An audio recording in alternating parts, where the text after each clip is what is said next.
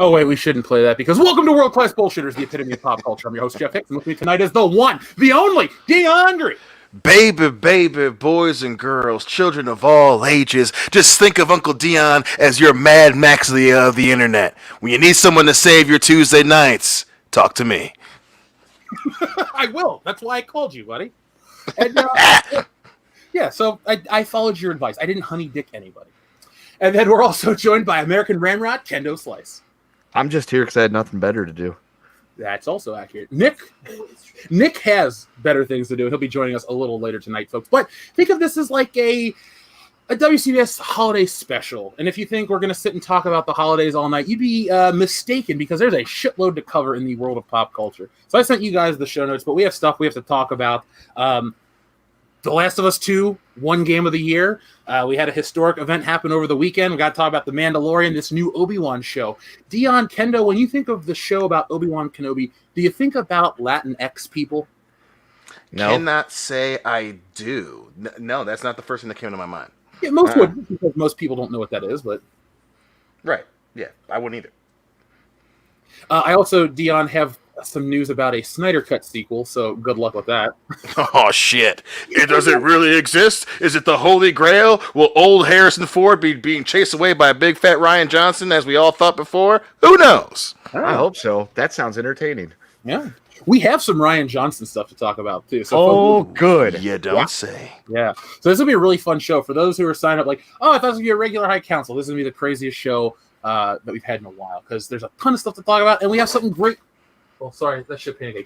We have something awesome to start the show with, but before we jump into the show like we always do, no new patrons, nothing on the housekeeping side besides, folks, this Thursday is Thanksgiving Day, which means we will not have a WCBS podcast. We've had one almost every week, every Thursday this entire year, but for those who are new to the channel, historically we have never had a Thanksgiving episode or an episode on Thanksgiving. It's time for our families. We got stuff we want to do. Sadly, some people have to work around Thanksgiving or on Thanksgiving, so we thought tonight would be a fun way to, give you a show because so much has happened, but still have a holiday. So, you guys ready to start the show? I believe I am, sir. I'm ready because I just went Thanksgiving shopping, and well, it wasn't like stressful or anything like that. It's one of those situations where I'm like, I'm glad it's over.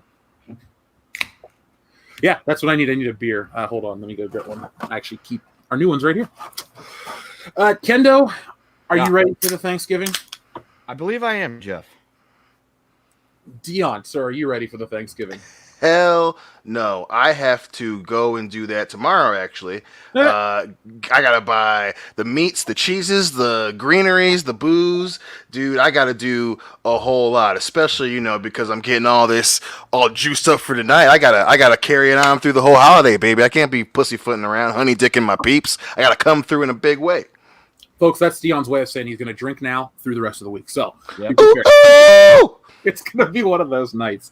I saw this earlier. I wanted to share this. This is one of our last Thanksgiving parts of the show. If Thanksgiving ends up being the super spreader event that brings down the American empire, Native Americans will have at last had the long-awaited last laugh. That's amazing. That's fucking hilarious. I hope it happens. Everyone go have massive Thanksgivings and fucking die for the sake of dramatic irony.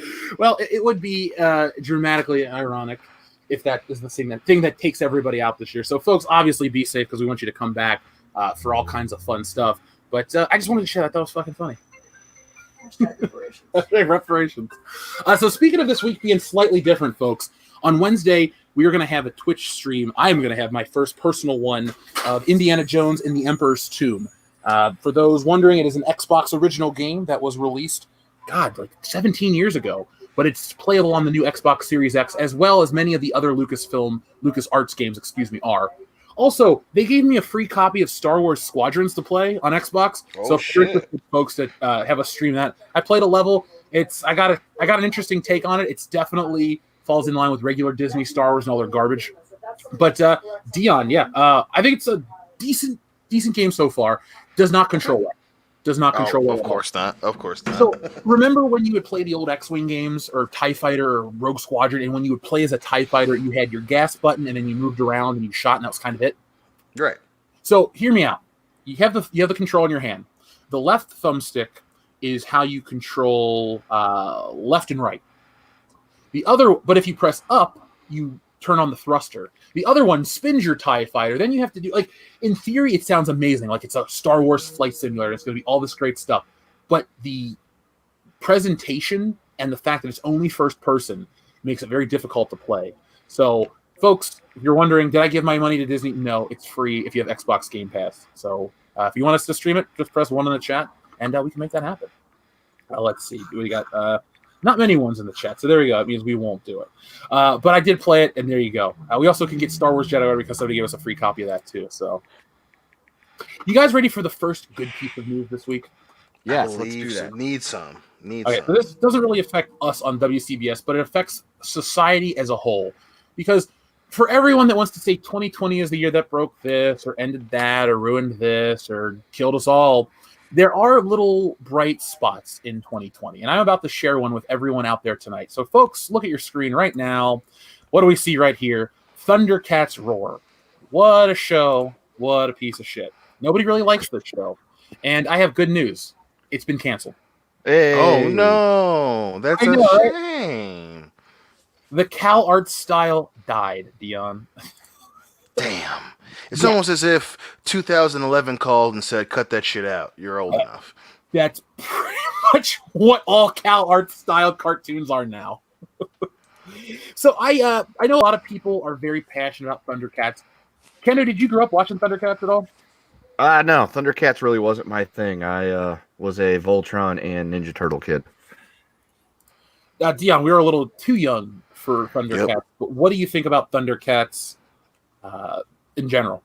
I mean, as a '90s kid, so to speak, I respect it. I thought it was a cool show. Obviously, I was, by that time, when we were kids, we were in the Power Rangers and the Batman animated series and Spider-Man and shit. So, that was just outside of our, well, not just outside, but that was outside of our wheelhouse. That's more for 80s babies. But, growing up, I knew what it was. I was aware of it. I thought it was cool. I just didn't get into it. By the time I was, capable, my attention span rather was big enough. I was already, because of being, Spider-Man, Batman, Superman, all that shit, Ninja Turtles, I started getting into comic books. So I never could get into Thundercats. But yeah, like I said, I always thought it was cool. I just, just one of those boats I always missed out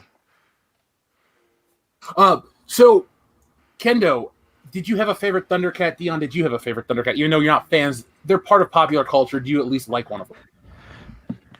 Yeah, what's his name? Scruff Rat or whatever. I thought that he was fucking hilarious. I always thought that was just this narf, him running around. I thought that he would, any inappropriate joke you need to come up with based on a TV show, he's fucking prime material. His shit was hilarious. Even though he was, the punk bag bitch of the group, I thought he was awesome. For some reason, I just always thought that he was the funniest motherfucker in the whole show.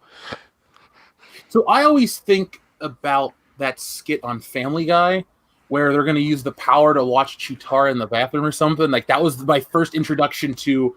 Actually, take it back. When I was a kid, I went to a yard sale and had a Panthro action figure, and I grew up for years not knowing who Panthro was. Now I do.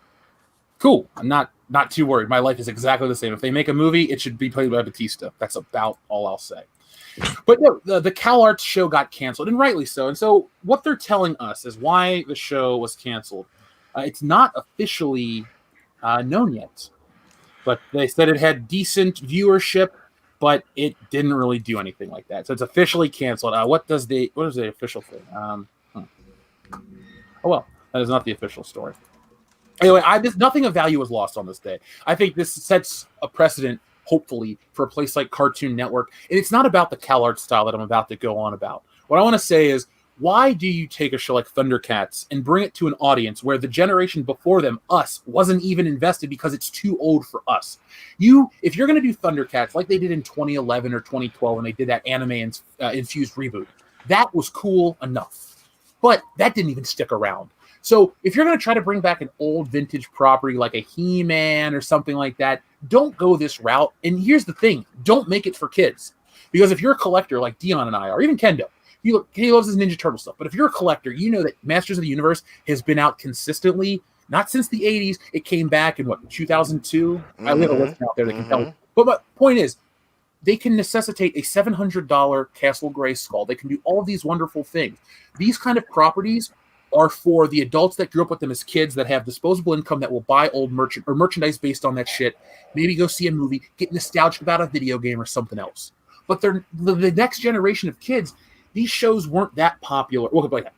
These shows were popular but went away. They didn't become a part of the pop culture landscape like Spider-Man or Batman is. So that's why I think this was just a bad concept. I don't care how great this show would have looked. At the end of the day, I think Thundercats directed towards children in the modern era is just a bad idea. Well, yeah, and then obviously, the Thundercats are, they're a product of their time. So obviously, you trying to bring it back, it's going to be a little weird. Whereas when they brought it back in like 2011, 2012, that the Netflix, I guess not. I guess not really a reboot, but when that came back, older fans and people who were kids of those fans, they liked it, they got it, they dug it, it kept truer to what it was. That goofy bullshit. That CalArts stuff is just, again, that's a product of a time that was a fad. That's Adventure Time-esque. That's Regular show. Thank you. That's regular show-esque. That shit was popular for 2-3 years amongst college kids. You trying to bring it back now, that comes off more as trying to cash in quickly on a fad, more so than you trying to revive a franchise or even extend a franchise. And it just that doesn't work for older properties that actually have lineage. Coming up with Adventure Time, a regular show, those were their own thing. That was a brainchild. That was a different earlier 2000s era of Cartoon Network. Doing that to fucking Thundercats, it just doesn't fit. It doesn't fit. That's OJ not taking his arthritis medicine in a glove. Man. It just doesn't fit. Well, Allegedly. Allegedly. He was acquitted though, so by court documents, whatever. But the juice had to get loose. Now, I know the phrase CalArts is the pejorative, but I think you hit the nail on the head when you used the word to describe it as Adventure Time-esque. Because if you look at it from that standpoint, the reality of why a show like this... What up, Nick? Welcome to the show. Oh, my God. We have good news. That new shitty Thundercats reboot got canceled, so that's what we're over. Yay. God, I almost had to start a hostage situation at the Publix, man. I'm trying to get that for Thanksgiving. Holy shit. Is it that bad where you are? Well, okay, I'm in Gatlinburg. I'm in Tennessee right now, so like, yeah, people are real stupid here, real stupid. Get your turkey legs. Mayonnaise should be on sale. Yeah, I got a coupon if you need it. Thanks, guys. So, Nick, any memories of Thundercats growing up? Was it a show that you gave a shit about? Like none of us here on the channel. No, I mean honestly, it was one of those things where like I knew about it, but I didn't care about it because it was nothing I watched. I watched some. I was more Saturday morning cartoons. I think this is past my time, so I didn't care. But I mean, the fact that they redid it and it looks shitty is just kind of like, why would you do that? just bring the old one back on Blu-ray or do some special feature shit for it and leave it alone, man. exactly. Jeez. Well, the point I was going to make though, Dion, was you tried to copy the most popular show on TV. Adventure Time was not my cup of tea, but it was your cup of tea. Right. It was hugely popular. Cartoon Network went with what worked.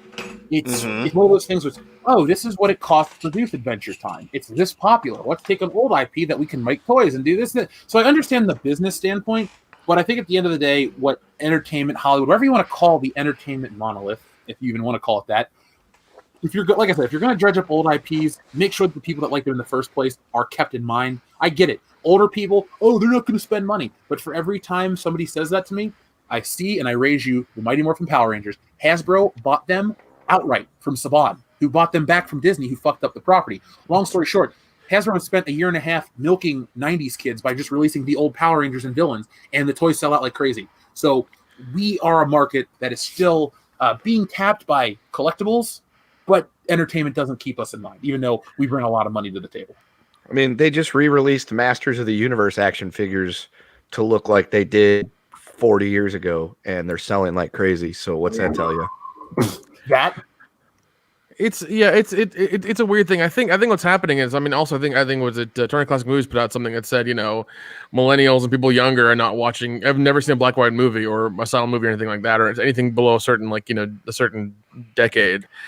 And I think what's happening is that a lot of these people who are yelling and screaming about, you know, diversity in media and things like that, they're kind of saying, you know, fuck you, boomer, and we want our own media, and that's why they want things remade, but for like, with all the people, with, you know, with all the diversity and bullshit they want their own thing, but not really.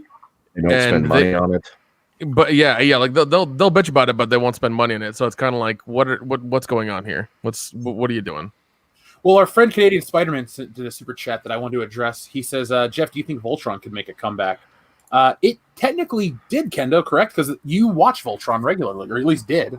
Yeah, the Netflix one, they brought that back 5 or so years ago. I didn't really get into it. It wasn't like, I guess, what they call Vehicle Voltron or the Go Line or whatever it was, the one from the 80s that was here, the 80 episodes or whatever it was. That one I love. I've got them on the little 10 box sets with the lions and everything. But the Netflix one, I just couldn't get into. I don't know if it was just the art style or the story or what. It just did not connect for me. I'd like to give it another try because I only tried to watch it once, got about 6 or 7 episodes in. But I mean, they could make a comeback. There's a reason why they still routinely bring out Voltron toys. Like 4 years ago, they brought out the Voltron toys. It was like sort of die cast like the old ones, and they sold like crazy. Was that the one that you were getting when you first started the show? You were looking for each specific pack, right? Yes, and I never was able to acquire those.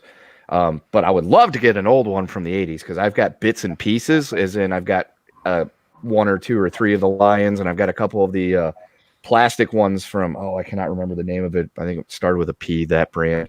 And yeah, I've just never been able to put together a whole set. I just can never find something that works. That's not a blatant counterfeit ripoff that you can find on eBay for like $80. It's like, yeah, there's no way you have an entire boxed perfect thing and you've got 150 of them. You're only selling for $80. Nick, any Voltron memories? Because I know, Dion, we jumped to Power Rangers when people say Voltron. We're like, like the Megazord, duh. Yep. I never got into Voltron, to be honest.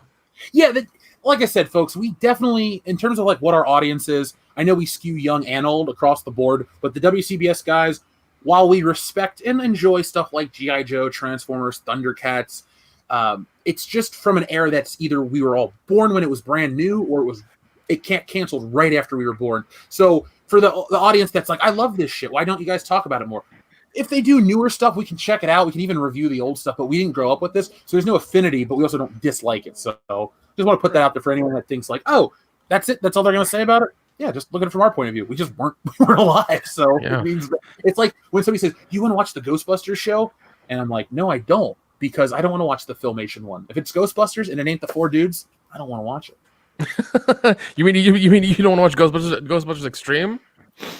That one looks better than Ghostbusters 2016. So, now our friend Adam Wofford, thank you very much, Adam, for everything. He says one reason why the 2011 version failed was the toy sales weren't high enough for them to keep, and it changing the nights when it aired. And he says this is for you part. This part's for you, Kendo. He says also check the email. It should be from ASMOGA, so Asmogan. All right. You just forward that to me, Kendo, and I will see what's up with our buddy Adam Wofford. Okay. But by the way, I did reach out to. Our word is Ashwagandha. I'll tell that story a little later in the night because it's really fucking funny. But no, I did, folks, reached out to Nick Ricada about the Warhammer stream. So I got to go back through my emails. This weekend was much more of like a getting ready for Thanksgiving weekend. But we are making it happen, folks. So just keep an eye out for that. And I think a guy contacted me today about this stream. So we have to make this the best stream possible. So what I'm trying to say is, Dion, get your shit prepared and tell me where to start so I can be prepared too. Cool. Gotcha. Now, Cadus82 wanted to chime in about Voltron. He says, being a big Voltron fan myself, I thought the Netflix version was pretty good with a few exceptions. Like I said, I'm willing to give it another go, Nick, if I could get a hold of it. So, like I said, I'm willing to try it again. It just, when I was watching the first, just like I said, get a new Netflix subscription, you fucking rule-breaking, law-breaking son of a bitch. Why would I want to get Netflix money? Because you wouldn't download a car. Yeah, I would.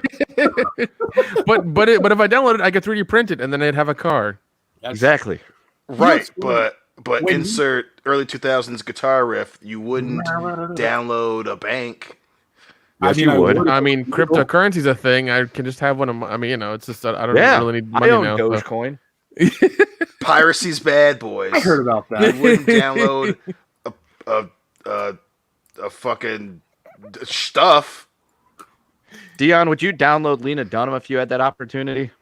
I mean, if we're talking, if I have the opportunity, I mean, Okay, then stop. for free. I'm not gonna pay for it, you know. Exactly. Oh! You were making a point. Oh, okay, cool. My man. I see you, Doug. I see you. Thundercats Ho, I too am happy that Thundercats Roar is canceled. You know what, folks? Sometimes, okay, you know how they talk about victimless crimes? This is one of those situations where you can rail and be happy and take your victory lap because they can't really turn this on you this time. It's like, you know what? What does the Phantom Menace do? Oh, they're a bunch of this, that, and the other. Apparently, we're all right. But you know what? We can all enjoy Thundercats being canceled because there's really not a way to sensationalize this outside of your show sucks and you should feel bad. So, our friend Jack White asked, he says, more good news. Black Lightning on the CW got canceled too. I didn't know that was even still on, dude. Yeah. I remember that first trailer. Did you watch it? Hell no. I will admit I did try to watch the first episode. Excuse me, and I was like, yeah, this is way too CW for me, dude. I am fucking out, you know. And then sure enough, you know. Wait, hold on. Way too CW in what way? Like they were pandering too much, or It wasn't that they were poorly pandering written? so much. It was incredibly badly written, you know. And it's just CW has this really very specific way of shooting and editing their shit, and it feels like the WB in the early 2000s. I mean, they surprisingly didn't harp on the black thing too hard. I mean, obviously you had your CW shit for sure. You know, whenever they did throw it in, it was so fucking ham-fisted. It was so hammy. You know, but the worst thing is it's the fucking, you know, it's just procedural, like procedural cop shows. It's CW's procedural superhero show, and it's just like, you know, his family was written like trying to be like an early 2000s teen drama. It's just really dumb, even though, you know, the main character's like fucking almost 40. It's just really dumb. It's the most of all the CW stuff. Black Lightning was pretty bad. It wasn't Batwoman bad, but it was still pretty bad. oh god, What can be Batwoman bad, dude? Listen, Batwoman season 2. I think You know what? I think Batwoman's like a whole different type of level of bad. Yeah. It's like no, I won't say The Room because The Room's No, because the room's actually good. right. yeah. Well, I mean, also, what is it? Supernatural ended last week or this Oh, week. dude, my sister will not stop complaining about that. Like, Why? I'm glad it fucking ended. Hillary's getting geared up to binge because we missed the last 2 seasons. So she's been like, I heard it was really good. I was like, all right, we'll pick a day and we'll bang it out. You know, not us, but we'll bang it out on the show because, you know, the last 4 or 5 seasons been rough. Yes, they have. Yeah, no, I think I skipped the last 2 or 3, and I was like, I'm waiting for it to end. And once it's Netflix, I'll watch it all in one shot and be done with it. So, also, what? Yeah, and can we get Simpsons off the air now since Supernatural's off the air? Can we do that too? Simpsons should have went off the air about 20 years ago. Yeah, I know. Guys, It's let's play a been game. shit. What shows should be canceled right now? That are on? They have to be fairly long running, more than 4 The Simpsons. The Monday Simpsons. Night Raw. No, I'm just kidding. Simpsons for sure. Yeah, now The Simpsons hasn't been good at all since like 2000, 2001. It's had moments. All right, so after season 8, it had moments in 9, 10, and 11, and 12. And then after that, it's been like 90% shit to the point where somebody like me that loved the show, never missed an episode, saw it from day one, was like, I can't do this anymore. I am beyond this. And that's a lot coming from me. So Yeah, people. Yeah. So some people are right. Family Guy, The Walking Family Dead. I think Guy, The Walking. Oh, The Walking Family Dead Guy ending. for sure. Yeah, Family Yeah. Guy. Well, yeah. SpongeBob needs to be killed because it killed Nickelodeon. I didn't know SpongeBob was still on, like It's as in so making new popular. episodes. Kendo, it's the most popular Nicktoon ever. It beat fucking Rugrats like a decade ago. It's been on since 1999 consistently. I mean, Yeah. your stance on liking the show is neither here nor there because I liked SpongeBob enough when it was new. I was 10 years old when it was new, so I was like, okay, this is fine. Watched it a little bit. But man, I can't believe it's still fucking around. That's honestly, that's like it's on its last breath, and like, please just pull the plug or just put one more slug in a double tap because that show's got. Well, it's like, and listen, and this is the hill I'll die on, at least until calm down, Alexa. At least until my 50th fucking birthday, SNL needs to go. I mean, because it's lost what it was supposed to do. Yes. And don't get me wrong, Simpsons has gotten really bad. Family Guy, Seth MacFarlane has got his head so far stuck up his ass. But like SNL, and it would be sad for sure. But it's just lost its fucking way. It's gone from trying to be funny to specifically trying to piss individual people off that they don't agree with. And it's a loss of when you lose the pure definition of comedy. Especially commentary comedy, you need to be fucking put down behind the shed. And SNL is doing a lot more harm than it is good. Like, I feel bad for young comedians that go on the show, and even the ones that they have now. Like, I feel like Kenan Thompson, even though I need to kill him because there can only be one that looks like me. I feel bad for that dude because he's like, now he's stuck on SNL. He can't do anything else. So.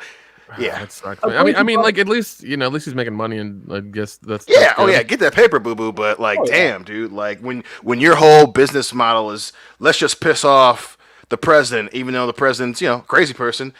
Our whole goal is to piss him off, and it's like, guys, like your goal should be to make people laugh and make people forget about that shit. Not trying to suck on Alec Baldwin's Cocker Spaniel and piss off as many people that disagree with the writers. Like, you should be funny, So, that it does make me sad watching SNL drag itself through season after season.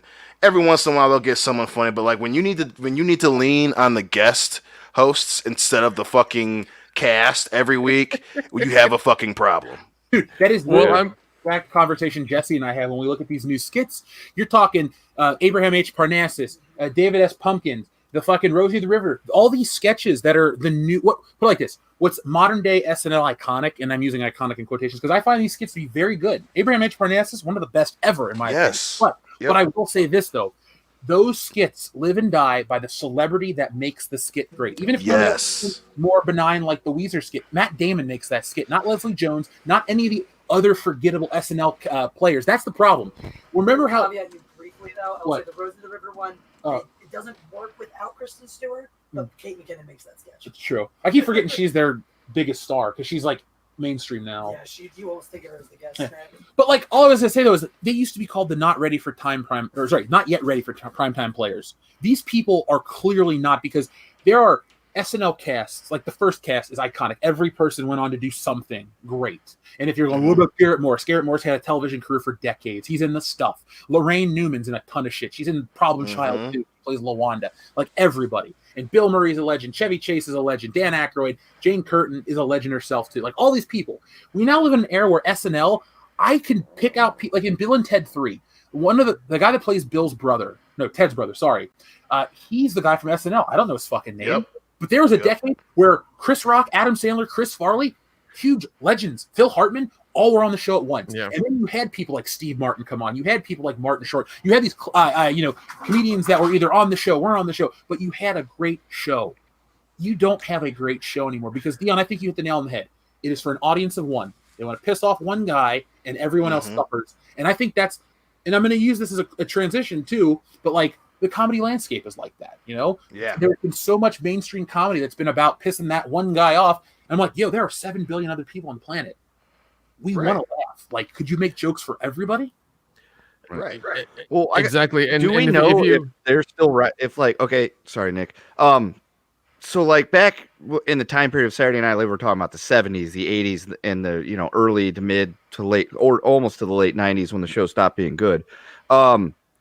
The people that were on the show, yes, you knew who they were. They would do things outside of Saturday Night Live, but they were big for being on Saturday Night Live, and that they had a hand in writing the fucking sketches and the jokes.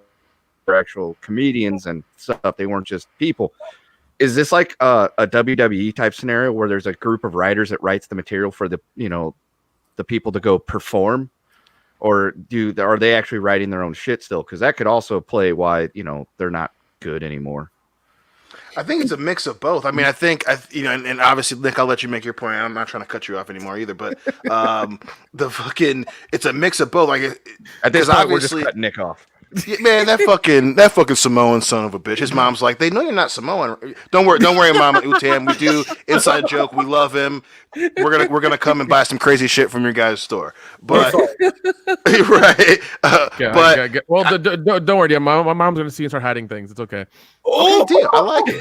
All right, I like it. What if I go in the store with them? Is she going to be confused at that point? Like, I'm going to hide stuff from that guy, and I'm going to put No. shit on that She's guy. gonna come up to both of you and say congratulations. Okay. Listen, as long as she doesn't hide any of those nieces, I'm good. Had the nieces show up because Nick knows my goal going down. You know what I'm saying? Anyway, before I start talking about my fetishes nowadays, SNL's in this weird spot where they're almost as bad as like 2009, 2010, 2008 WWE, and I think it really, and I'll take what Kendall said further, it stopped being good when Tina Fey and that crew left, because even then it was Tina Fey and, to everyone's chagrin, Jimmy Fallon, but Tim Meadows and Tracy Morgan and Horatio Sands and, Chris Kattan was just a little bit before that, but like you still had those guys, and I think, and they still have people that write their stuff. What's his name? Killian or whatever did that Killing Gunther movie, which was actually pretty good, but there definitely has to be some network shit going on. I don't know if it's the network or if it's specifically Lorne Michaels, where they are doing shit specifically, and if it's not full WWE, it's at least,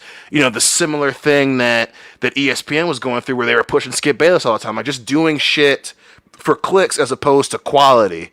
And like I said, fucking SNL's been suffering for the last fucking, just about 20 years since 2000 dealing with that shit. Well, they're dealing with that problem. Can I say something, please, Jeff? Can I? Of course. Can I say okay. All right. Jeez. Trying to get my point across here. Everybody's dogpiling and shit. Anyways. Well, I do love that after Chappelle's intro, he said good night, first of all, and that tells you how far people watch. Second thing that Kendo said, it was good until the beginning of the 90s, then really fell off. Cocaine is the key here. We know this now. 70s, 80s, early 90s, cocaine 90s, is the key. Okay. After they had the big switch over where like Adam Sandler and all those guys left and they brought in Will Ferrell and all those other people, that's when there was the big change. I'll say Argentina. Will Ferrell was okay on Saturday Night Live. Since then, fuck him. I know you're a big fan, but I know you love Will Ferrell, but okay is just, you got to be objective here, Bucko. And also Dion, Diwali 2021 next year. Deal. You and me we're in. Yes. We're in. So Nick, you brought up Dave Chappelle. By the way, folks, keep telling us shows in the chat that you think should be canceled. By the way, check out the sign up for the Fandom Menace cover on Indiegogo. The link is in the chat. But Jack White Super Chat had a follow-up. That was, did I see Friday Night Tights this past Friday? I have not, Jack. I was on the show last year. I know it's Gary's show.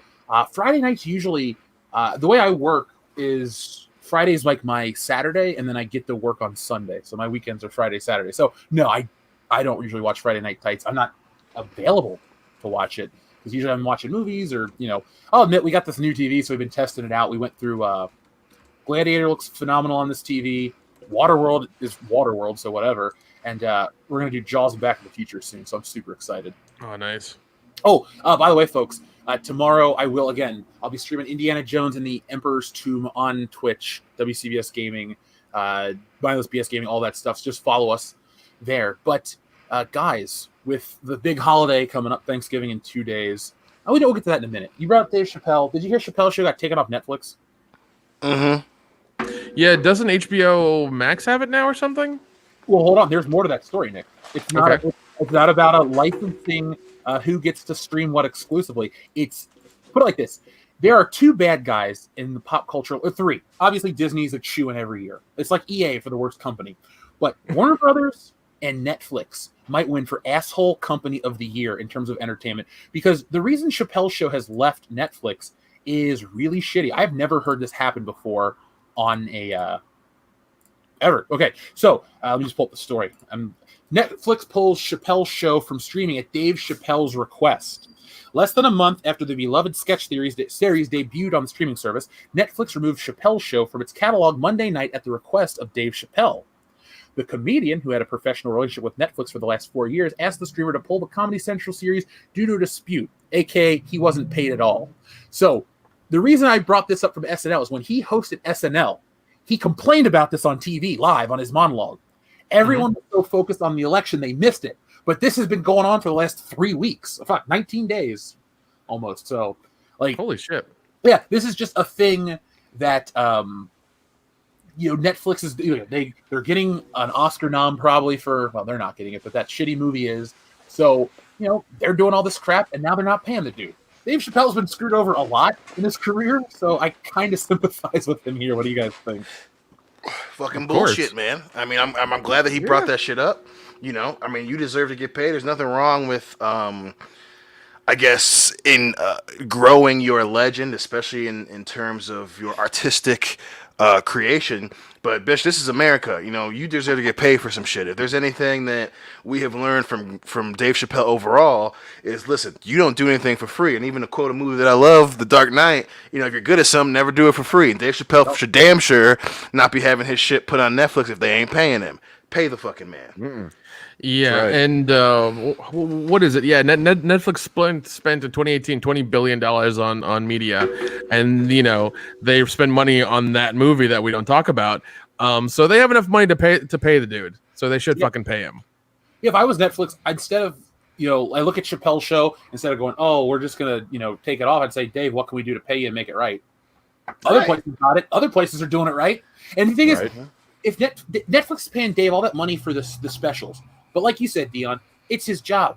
So he doesn't. There's no contract that we know of where it's like, oh, you do these specials and we own your other shit. It's like, no, you still got to send the check. So all respect to Dave Chappelle. And it's funny, Jesse and I talk about comedy a lot because she does it. We know a couple people that are in the sphere. And by the way, that new Kevin Hart special, and I'm not a Kevin Hart fan, was damn good. So if you guys are looking for money to watch for the holiday, I recommend it fully because. Yeah. He makes fun of wokeness. He is tired of it. He got canceled in quotations. He fights back. And he did because what was it? He's supposed to do the Oscars and Ricky Gervais took over. Thank God. And he got completely screwed over because of a tweet he had like 12 years ago. It's like, really? Have you seen what Ricky Gervais does? Do you know his comedy? Then he had already fucking apologized for what he said because he was saying some shit about if his son was gay, and he'd addressed it like 5 years before that, So it was the Oscars being the fucking Oscars, and and he did the right thing, Well, it was so striking to me watching the pain and like real. That's the thing where you look at celebrity and was like, oh, you're paying your status, you're this, you're that, it's all bullshit. And this, you're talking about a man who worked from nothing to get where he was, and his dream that he talked about publicly. You can find it on record publicly years before he was ever offered it. That one of his goals, his dreams as a comedian, was to host the Oscars. And now that ripped away from him for doing literally nothing, when he's the bitterness and that pain and that that hurt of that, you could hear it in his voice so clearly and in such a raw and real way that you don't see from celebrities. And it was a really eye-opening moment to put that face and that humanity. A lot of people like to think, oh, it's okay to bash them and treat them this way and do these things this way because they're celebrities and whatnot. And this really drives home to you. There's a person behind that celebrity, the same way there's a person behind every tweet, every person on the internet, every whatever. You really saw the real life impact, the true effects it has on a human being who did nothing wrong. This angry hate mob, and it really becomes inexcusable the way people act. And I just love how he fought back. Like, so remember how they tried to cancel him, guys. This is one thing I'll talk about from it. How they tried to cancel him for the old gay joke or whatever. Yeah. He takes that, instead of complaining about that, he makes a joke about eating a cheeseburger, how he went to get a Big Mac, and how the plant-based people were mad at him for eating this cheeseburger, and how he got in trouble and he had to pay and do all this shit. And it's just basically he's just talking about his entire cancellation situation, but he tells it through this story, and it's really fucking good. And like I said, folks, I don't like Kevin Hart's movies. I'm not a fan of his, but this was so good that I'm going to give his old shit a shot. Like, if this is a stand-up across the board, this was such an coming from Netflix. Obviously, for other reasons, people hate it. But coming from a year where it's a black hole of entertainment, I'm happy that this was as good as it was. I don't care that I have to say, oh, it was good and I was wrong about Kevin Hart. No, well, yeah. I mean, Well, yeah, yeah, well, I mean, you don't have to say all that. yeah. I mean, I'm glad it's so good because he's at the really high level now, where it's kind of like his comedy. Usually when comedians get to that level of of being that famous and that much money, the comedy falls off. But I'm glad to hear that he's still funny, so that's good. Well, his last comedy special, I think it was "I Fucked Up" or whatever, was a lot of him talking about how he cheated on his wife. So so he had earned a lot of respect for me because I always liked him. His movies are fucking terrible, but outside of Jumanji, don't get me wrong, but I love his stand up. I mean, I think he is really funny. Obviously, though, for a long time, and I've said it before, I'll stick by it. It gets grating when all your jokes are, "Oh, you wasn't ready doing the voice of Kevin Hart." Like that gets annoying as shit. But like the content is actually really funny. I got I guess more of a ebb and flow with him. But the dude is, at the very least, especially for his stand up, the dude is real. And don't get me wrong, like if you years and years ago, if you say something fucked up on Twitter, I mean, obviously, you got to be an adult. Sometimes you got to face the music, but he'd already addressed it and he left it up. So for him to address it beforehand and say, listen, I wouldn't treat my son like that, it doesn't put it to rest, but it at least should put us in a place where we're like, okay, he addressed this. He understands that it was fucked up. We're not going to ever not learn the lesson we should learn from that, but we're going to fucking move on and not punish him repeatedly for that shit. And obviously for the Oscars to do the most Oscar thing and fuck up every single big decision in front of them, it said a lot more about them than it did about him, which I think was one of the reasons why Ricky Gervais burned them all, because he wanted to see Kevin Hart at the fucking Oscars. And obviously, they're the Oscars. They're going to invite him back in a couple of years and be like, hey, we didn't fuck up, right? Because we are the Oscars. Hey, black, funny little dude, right? We're cool, right? Because they're the Oscars. But, again, he handled it. He did what he had to do, which again earned a lot of respect for me. And listen, people, if someone pays for what they put on Twitter, which eventually either everyone does or they fucking delete their Twitter like a pussy, that's fine. But you don't keep punishing someone for something that they face like an adult. Like once you are a man, once you are a woman about what you do, fucking okay, then I'm good. When you face the music and face it like an adult, boom, I can move on. And he did that, and it was just fucked up.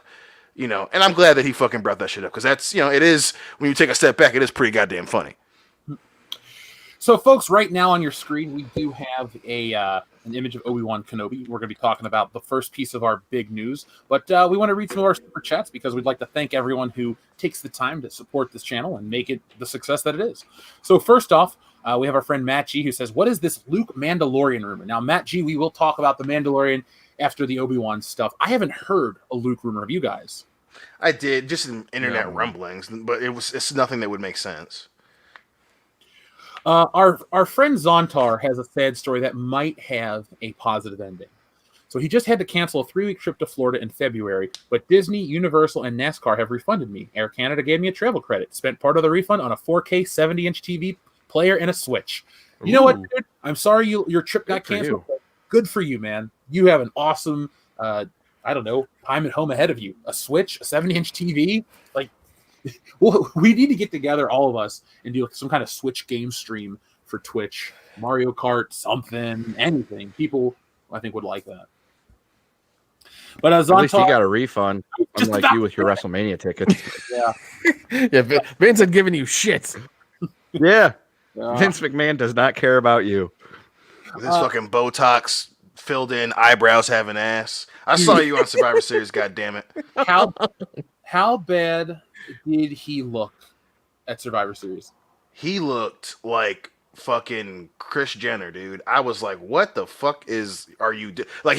He looked kind of fucked up when they did the XFL documentary for ESPN. I was like, damn, Vince, like, you need to ease off the plastic surgery. And I don't know how I missed it the last year, but his face showed up at Survivor Series, and I was like, is he transitioning? Like, what the fuck is this? For his eyebrows to look like that, and those cheekbones. I mean, I understand that 3D was a thing of the past, like Jaws 3D and that whole 3D craze, but I felt like I was wearing 3D glasses, and them cheekbones were trying to jump off the fucking screen. I'm like, yo, you are a billionaire. you need to find a new plastic surgeon and tell him to fucking cut it out and Yeah, leave the quit. bow tie. Why did his lips look like that? I have no clue. I need to take a look at this. I did not see that. Yeah, Even- please, Dude. please share Kendo because I'm curious to see how bad he looked. He looks. I'm like, Vince, you can afford much better, dude. What the fuck? Like maybe he did it the night before and his face was settling, but I'm like, why are your eyebrows so dark? And why do you look like that weirdo that was trying to turn himself into a Ken doll? That's who Vince McMahon fucking looked like. Yeah. Our friend Scotsky too. This is clarification for later in the show. He says the term Latinx is a fake term made up by the woke cult to colonize Spanish the same way they're infesting English. I have a parody in our SJW cards of this, so I've been up on this for a while, and the fact that they want to make this a part of Star Wars because it's got to be part of the conversation about progressive entertainment. I can't get behind it. So. Entertainment is already progressive. I don't know how it can be more progressive. You know what's scary though, and we'll talk about this in a minute. They're openly calling for Gina Carano to be fired. Oh. There's articles about how to cancel her out. We're going to talk about that in a minute. So for all those people that are wondering about the Gina Carano part of the show, that comes up after the Obi-Wan stuff. So just keep watching, folks. But we're going to use Scott's Super Chat as a nice transition, folks. We'll be reading all those tonight. Thank you very much. But so the Obi-Wan Kenobi series is right in front of you on screen. And of course, Jesus, 20. It's from Disney, so of course we can have nice things. But now this is a rumor that we're talking about, but it's 2020. It's Hollywood and it's Disney, and I'm not surprised. So, alleged casting call reveals Disney Plus Obi-Wan Kenobi star series seeking bi-POC female co-lead and Latinx supporting actor. So they're not even worried about creating characters and shit.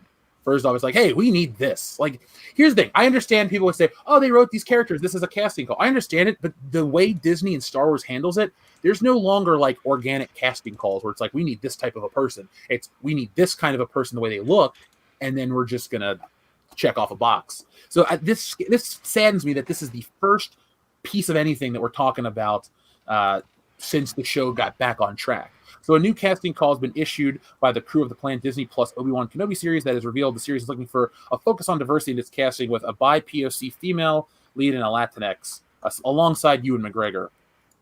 So I don't know why what Disney's obsession with this is, because it almost comes off as we talk about homogenized entertainment. All Disney Star Wars has your Latin Hispanic side character. You have Poe Dameron, you have Diego Luna in Rogue One, you have this possibly, you have Pedro Pascal's the star of the show, so it's a different situation. But across the board, it's like Star Wars is trying to have, you have your Hispanic Latin sidekick character, you have your skinny female with your brown hair type of character. And that is why The Mandalorian has felt removed from Disney Star, because Disney Star Wars casts the same type. It's very much the Kathleen Kennedy experience, if you will. Because, The Mandalorian, we'll talk about that proper in a moment. But this show just kind of reeks of more of Disney Star Wars, hey, let's pat ourselves in the back because we're so progressive. And it's just so frustrating. They're not progressive. They just like to frame like they are. They're really not. Right. Bullshit. It's all bullshit. Because they did what? They fucking downgraded the black dude because they know that Chinese people are kind of racist in mainland China. Like I just hate it because when you're a production studio or a movie studio and you're casting different people of color or whatever background, and you have an organic conversation because, hey, we cast this person because this is who we were looking for. We said, hey, we want a woman for this role, or we're looking for a 6'4" or 6 foot or above male for this role, and say someone of color, or say someone that is trans. That's what the X means, right? It's supposed to be trans or whatever. I don't know. It's gender neutral. Gender neutral, I guess, is what right. Yeah. I've never met somebody that's Latino or Latino that loves it, though. I don't know, man. It's weird, but so you have that casting call, and someone comes in and they say, "Damn, this person blew us away. We want him on this show." And while we were looking for a female that was the casting call, or an older female, or a 20-something female, and this black woman just happened to walk in, and we loved her, then you can, after the movie's made, or even after it comes out and it's a hit, and you have an organic conversation like, hey, you guys casted so-and-so, she happened to be a black woman, and you say, yeah, she came in, we loved her, and then we realized, blah, blah, blah, blah, blah. Like, that's more of an organic conversation that you have that's not being used as a selling point of the fucking movie. Like when people go back and talk about Shaft, or when people go back and talk about the countless amount of movies that Samuel Jackson's been in, or people go back and talk about, La Bamba or shit like that, when they say, hey, so person was this, that, and the other, and it was great because we had the successful movie, and this person was XYZ, and the organic conversations that come out of that are the meaningful ones. But when it's fucking Disney and you're leaking casting calls from the jump, again, it's an indicator, and it fucking happened with blockbuster Star Wars.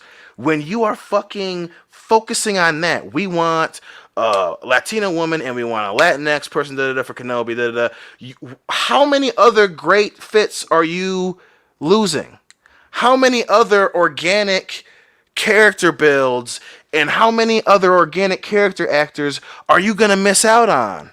How many facets of the plot are you forgetting about because you're making your writers focus on, okay, you have to write about a Latinx character. They're going to forget about shit. What is this character's connection to the main story? They're gonna be like, shit, I gotta make this person Latinx, and now I gotta put in dialogue to identify that, even though they're in the fucking far off future when people probably wouldn't fucking give a shit about that because they're living with aliens. But whatever. So I gotta fucking write this shit. And they're gonna forget to say, oh, this dude came out to save the hero at the end of the fucking first act, but we forgot to show that he got shot in the fucking chest, and we never address it again. Like, that shit happens because they focus on this shit. And again, I'm not saying you shouldn't do it. I'm simply saying when you do it organically, it lasts longer. The longevity of that project lasts longer. You doing this shit to Kenobi is going to make Kenobi dated for 2020. So in 2030, 10 years down the road, when people talk about, oh, Kenobi came out and they put out this casting call, it came out in 2022 or whatever, and it sucked dick, we're all gonna know why. Because you were focusing on this shit, and you weren't hiring people who were good at writing a beginning, a middle, and an end with characters that connect. Because they were focusing on, I have to write this Latina chick, and we have to talk about how she's Latina, but we can't say Mexico because it's the future, but she somehow is in love with the character, but it's wrong and not wrong that they're together, but it isn't wrong. So instead of focusing on shit, she's the main love interest, why is this exiled Jedi Master going to fall in love or going to become friends with this one character? He isn't walking around saying, shit, I'm on Tatooine, I have to have a Latin friend that's a female. Let me look. Oh, there you are. Perfect. Plot armor. Let's go. You're not going to die. We're good. That doesn't fucking sell the project. And it's going to date the fucking show, and it is going to fucking fail. Go and ask J.J. Abrams how easy it was to fix that fucking movie because of all the bullshit they wrote themselves into. Go and ask Rian Johnson. Obviously, he's going to lie to your fucking face, but how complete does he feel that his baby supposedly is going to be forgotten about in fucking 3 years? Go ask him, and I promise you they'll tell you, hey, I wish I didn't have to deal with this bullshit. Yeah, man, it's the way it is, and I mean, like you said, crap, man. Well, all I was gonna say is, like, diversity first does not produce good entertainment ever. Show me. No. Alien is the prime example. When you write characters that have, Ripley could have been a dude, Ripley could have been a chick, and then you made it Sigourney Weaver and became an iconic character. Those are the great kind of characters where you write something compelling. And the switcheroo sold that movie. Because everyone was convinced it was fucking gonna be Tom Skerritt, and his ass died, and you have this chick who's obviously in Papa Dion's book fine as shit, but the fucking movie it sold the second half of that movie where they're all panicking, and she brings this raw fear and helplessness to the second act of the movie that very few other actors would have been able to pull off. And now we're talking about this movie 40 fucking years later. Oh, yeah, because it's one of the all-time great sci-fi horror films. One of the all-time great sci-fi films, but you can lump it in as sci-fi horror. It can be definitely. It's cross-genre. And that's what we keep talking about, the show being dated. I think a lot of not even I think, I know this, because I I'm living it. A lot of today's entertainment has no cultural footprint for many reasons. First off, they're always in a rush because people's attention spans have been ruined by the internet. If you have literally the world is at your fingertips, all you have to do is wait for it to load. People get conditioned to that shit. They don't have attention spans. Why do you think shows get rushed? Why do you think Marvel's schedule is the way it is now? Like, people don't have the attention span for that shit. But with that being said, too, like, because they don't make those movies that take time to unfold and tell great characters. And so when they jump to that stuff with the diversity first, and they don't take the other approach where they build up a solid film from the ground up and have a great foundation, they always fail. And then when they go the basic remake route too, they always fail. Did Ocean's 11 make a ton of money? Did Ghostbusters become a household hit? The original did, not this bullshit. So again, to the point you were making, Dion, it never works. This is all embarrassing. Yeah, and they keep losing money on it, and they seem to not understand. You know, they it's like that thing. They just keep doing the same thing over and over again and expecting a different result. It's like it doesn't make sense, and it's infuriating because we have to suffer through this. And every time somebody comes up, it's like, oh, we have a new movie, and it's all female empowerment. It's like, oh. Immediately you lose your audience, or if it's all African Americans, it's like, oh well, it's all about black people. We need to put them up. It's like, is the story good? Is the movie good first? That's what I care about. I don't care about who's in it or who's acting. I want to make sure that I want a good story that I'm going to be entertained with for 90 minutes and be able to escape the shitty 2020. I could care who's in it, what kind of people they are, or any of that shit. Just give me people who can act and a good story. That's what I want. Yeah. Right. And it's not important, Nick. What's important is how many boxes we can check. Shit. Yeah, man. At the detriment to the fucking product. Again, don't get me wrong. Obviously, diversity is good. Everyone can agree that having people that look and talk and think and are different. Thank you for is awesome there, because most people forget diversity. Well, not thinking. Yeah. Right. Really but it's like, listen, I get it, but that shouldn't be the fucking first goal. That shouldn't be the first thing you're looking for. It should be to make your project good. And if you naturally have that, it's just better. It's just fucking better. Obviously, you're bringing in different viewpoints of characters because of different backgrounds. That's awesome. But you shouldn't be like, okay, we need this specific background, and we need this background, and we need this person to have this amount of sexual parts, and this person needs to have this amount, and then this person has to be, has to have long hair, and then this one has to be this specific race because, we don't, like, you can't, like, that's fucking, how do you put something together? It's like putting a puzzle. None of the pieces are going to fit when you're just grabbing random shit and then hoping it comes together in the end so you can take a picture with it. Like, it's just so fucking ingenuous. That's the other thing. Like, people can tell and fucking look through. The NFL just did it with the fucking Monday night game. Oh, it's our first all black officiating crew. And it's like fucking a year ago you were like, y'all better not kneel. And but all of a sudden now you care about all black officiating crews. Like one of the oldest vets in the NFL officiating lineage is a black dude. Like that's like, I don't understand. Like it's just so disingenuous. Jerome Bogart. Yeah, dude, you're just fucking trying to. We want a photo op. Let's do this so we can say, hey, look, on this date, And again, it makes me feel better that so many other genres are dealing with this shit.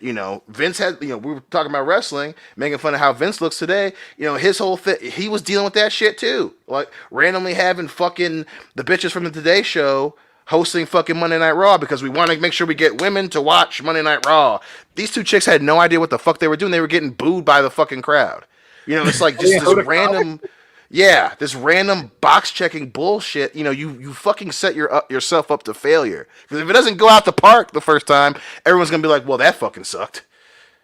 God damn. It's like they're all trying really hard to score as many points as possible in society, so that way when they open up the woke Hall of Fame, they can be inaugural inductees. Yeah, but even then, with the woke Hall of Fame, it's going to be a joke in another few years. It's going to be like, wow, they tried doing a Hollywood woke of fame. Oh God.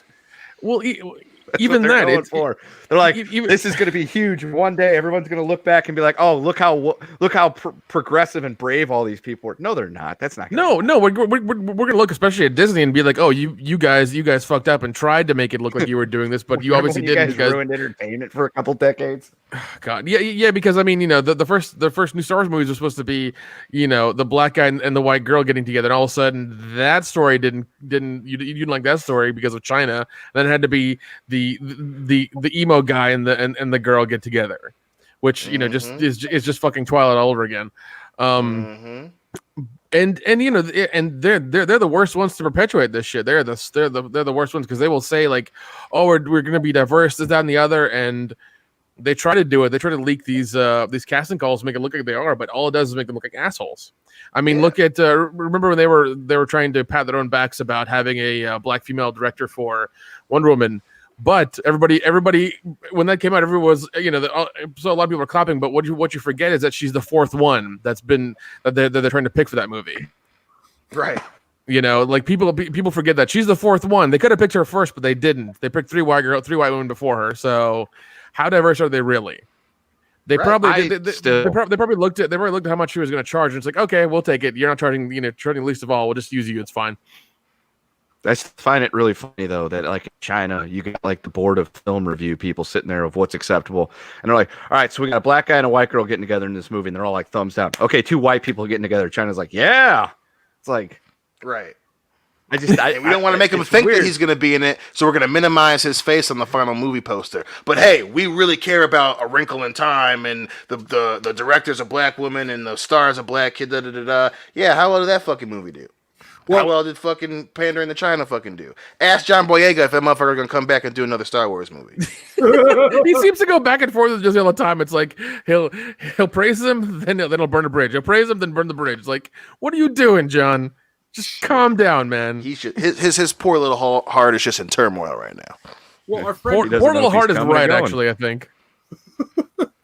Our friend Brett says all the people wanting to check boxes without great stories and good characters should just go work in an Amazon fulfillment center. Hey, Might as well. we get our shit a lot faster.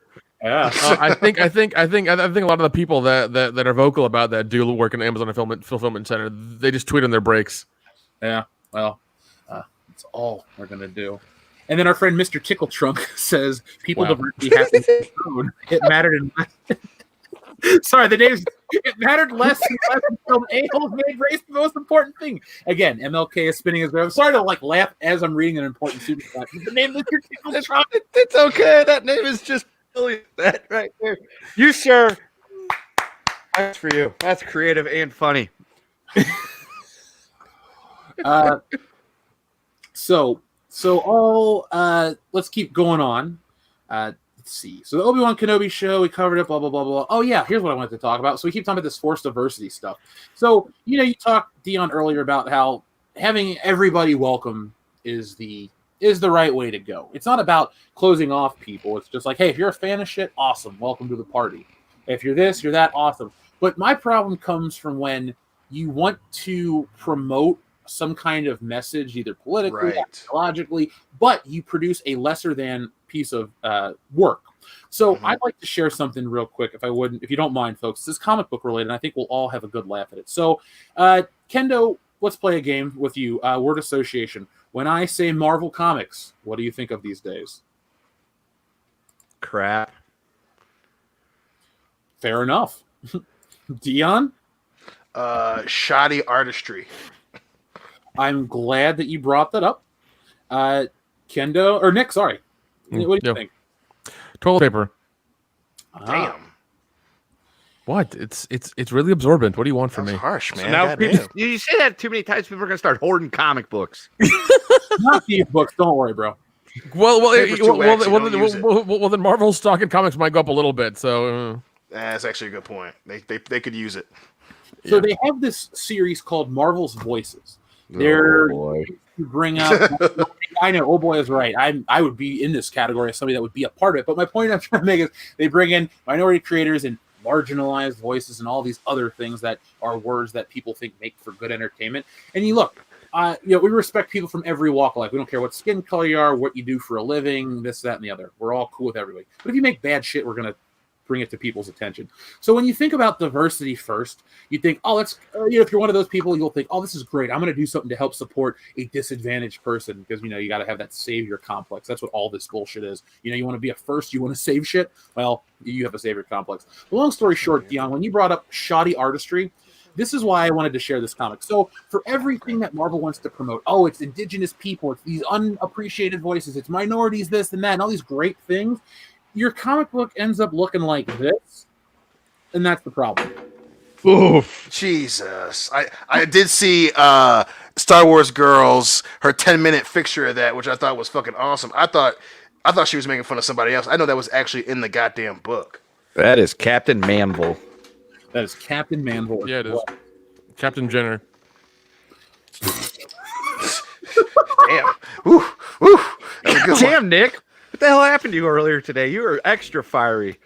I love it. Listen. I've been out all Thanksgiving day. shopping, man. Yeah, listen. I've been out all day amongst the public. All right. People are lucky. People are lucky. All right. That I would. That I Spicy Nick on the menu tonight. Yeah. Nick, anytime you stream with us on a Tuesday, you should be spicy Nick. Yeah. Spicy Nick. If you think I'm spicy now, people should get on our Patreon. I'm real spicy there. So I just wanted to share this, folks, because, again, companies make the best products. We're not buying your diversity message or all this shit. If the people out there, like Milestone Comics from back in the day with Static Shock and those characters, oh, we're all black creators. Okay. They made shit that lasted and stood the test of time. Yeah, off the top of my head, I'm just saying Static Shock, but it worked. You don't really need that environment to create Static Shock. I think you can make great comics no matter what you look like, where you come from, or what the content of your comic is. If it's good across the board, comics are the last medium where you can take really weird, crazy shit and make it work and make it be accessible to millions of other people. But if your mantra is not story or entertainment first, and it's, social messages, this is what your end product is, and this is why your books don't sell, and why Ethan beat you, and I beat you, and other people beat you constantly.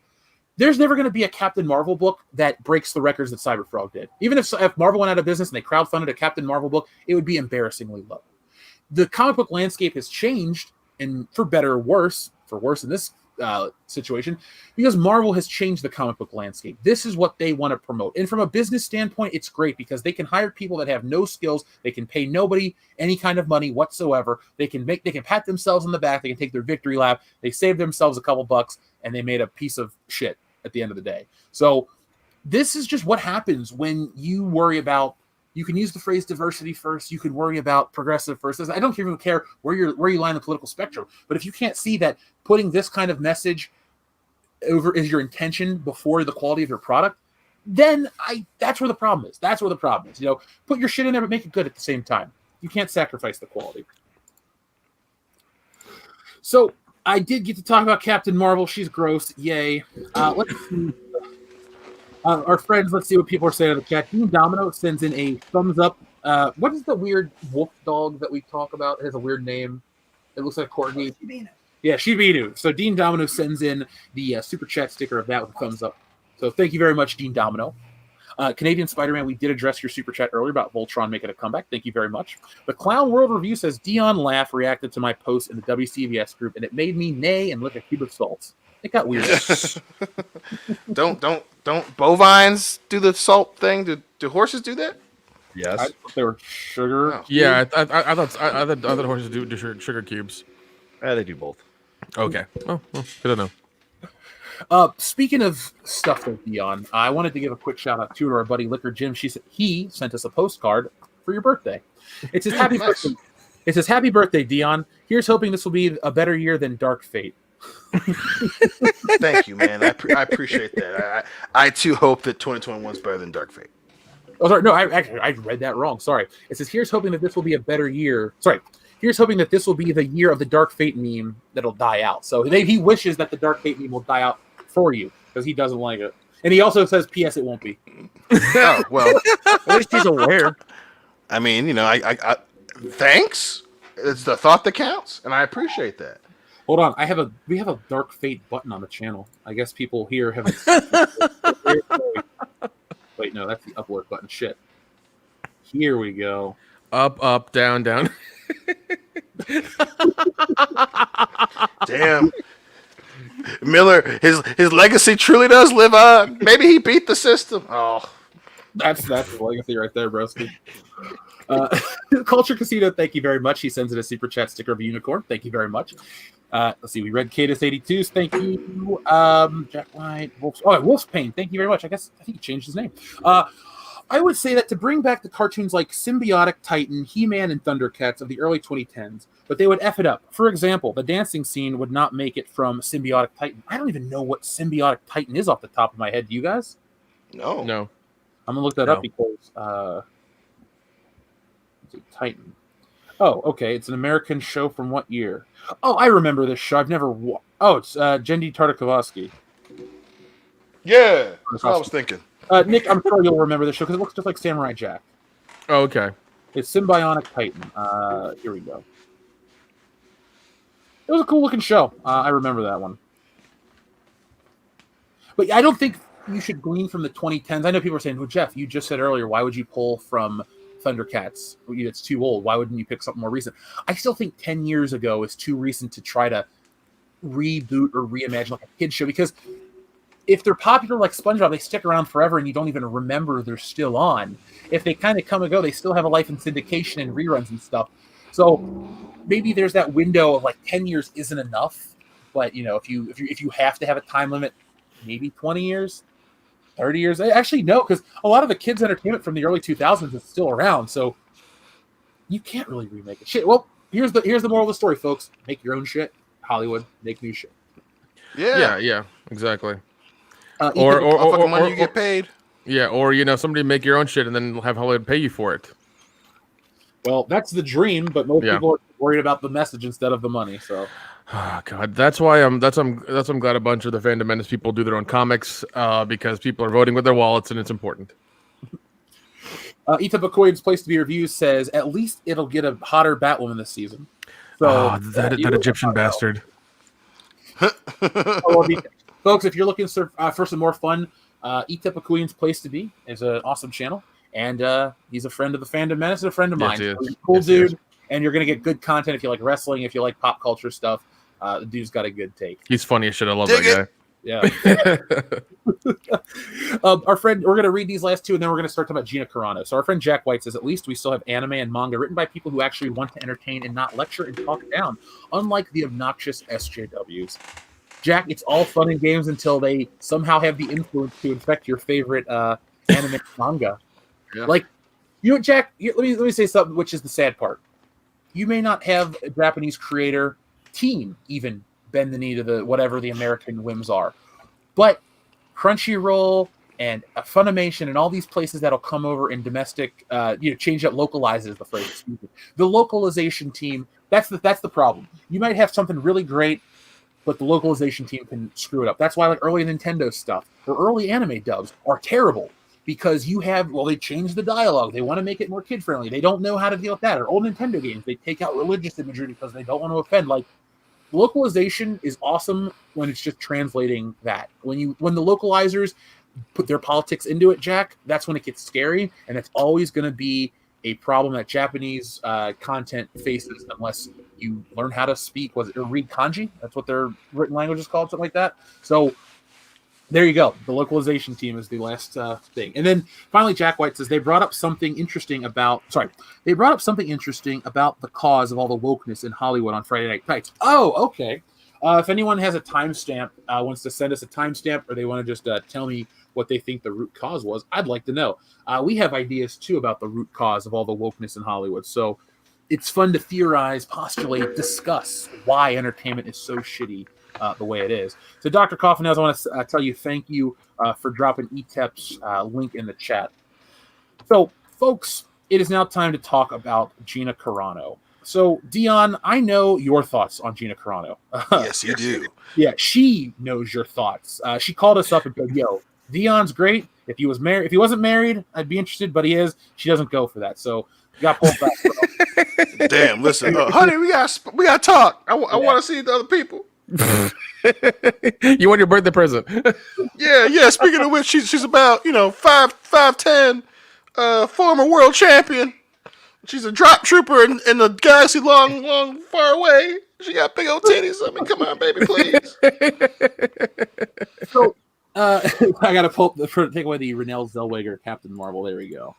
Renee What is Zellweger. Renee Zellweger up to? Oh wait, take it back. She did the Judy Garland movie last year and won like an Oscar, so that's what she's up to. I think she's doing Bridget Jones' Diary redo or something. Wow, I wish she would She never. totally didn't get any facial reconstruction, guys. No, not at all. Not ever. So Gina Carano is in the news because people are openly calling for her to be fired and canceled, and websites are writing articles about why it's a good thing. What? That's because they can't handle opinions that are different than theirs. Yeah. So Film Daily, which has now rebranded themselves to Life Daily or News Daily, but originally they're Film Daily. So that's the problem. This is like Kotaku and all these other bullshit things. Film Daily. We come to your website to read about film once every 24 hours. I don't care about your lifestyles, your politics, your news. It needs to be Film Daily. So thank you, Film Daily, for being the voice of reason. Because, of course, your politics are better than everyone else's, and you're the moral superior. So anyway, should we cancel Gina Carano?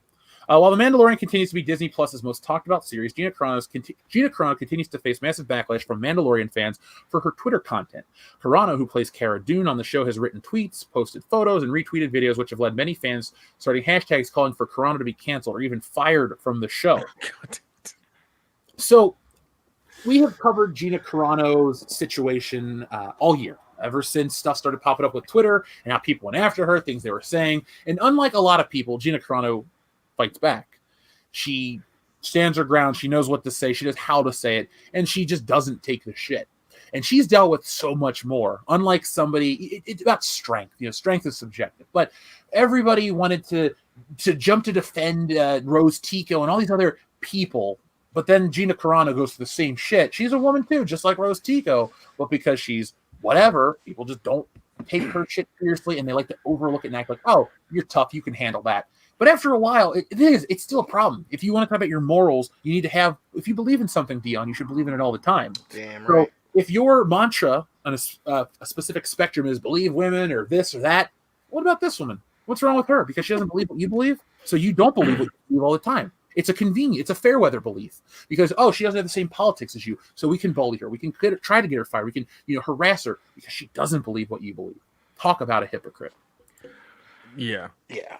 I do love that, like the first season she's on the show, everyone was like, yay, female empowerment. She's on there. Mm-hmm. And, she's hot, she's capable, she can kick ass. And now that people have found out her real politics, which I mean, I don't care about, I don't have to agree with these people and don't have to agree with my politics, whatever. She's hot, she's a good actress, she does her job. She plays pretend well. I could give a shit what her politics are. And now I love how the far left is like harassing her and wanting her to leave. Almost like they, blamed us, like they blamed us for Rose Tico's thing, even though it was never us. It was Russian bots. But they're doing the thing that they're blaming us for, and that they think it's good because she's not aligning with their politics.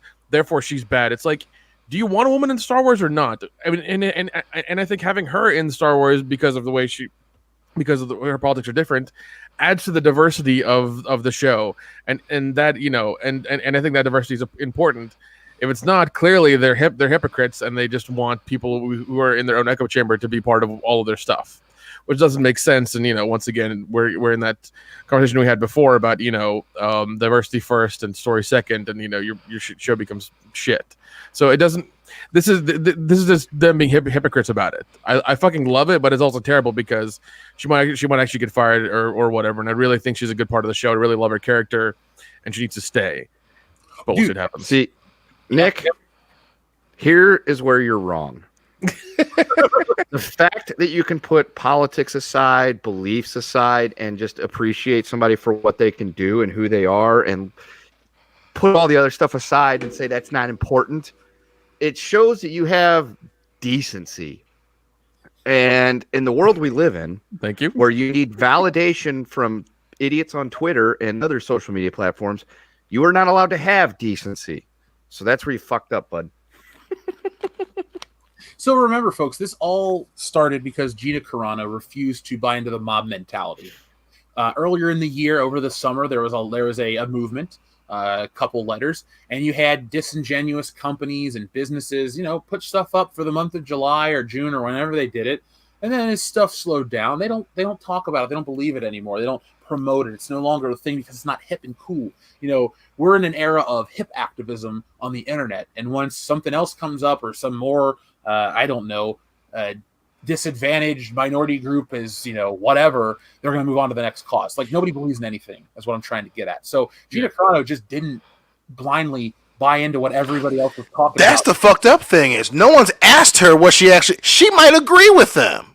Yeah. They have no fucking idea. And even if she doesn't, right, that doesn't matter. But she could agree with them. But I guess she didn't specifically, change her profile or background like so many of the fucking sheep wannabes did on Instagram and Twitter.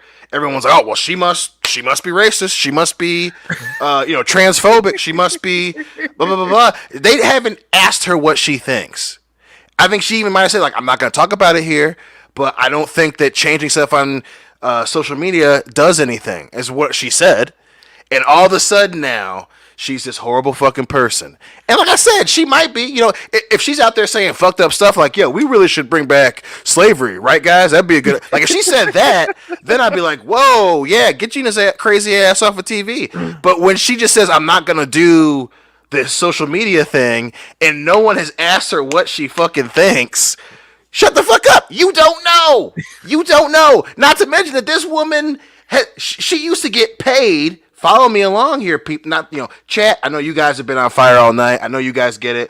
But, people that are going to, eventually try to say shit after we have this conversation about how shitty we are. Let me try to tell you something. This woman got paid to get punched in the face. That's what she did that's how she paid her bills, was fighting motherfuckers. I promise you, some loud, quote unquote, writer from fucking Kotaku, she doesn't give a shit about what you think.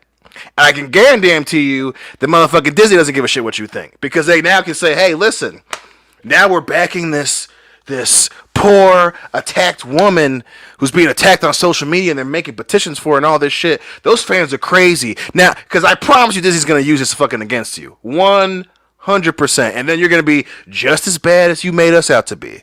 But again, ask her what she thinks. If she tells you, no, I'm not going to talk about it, it's the end of the fucking discussion.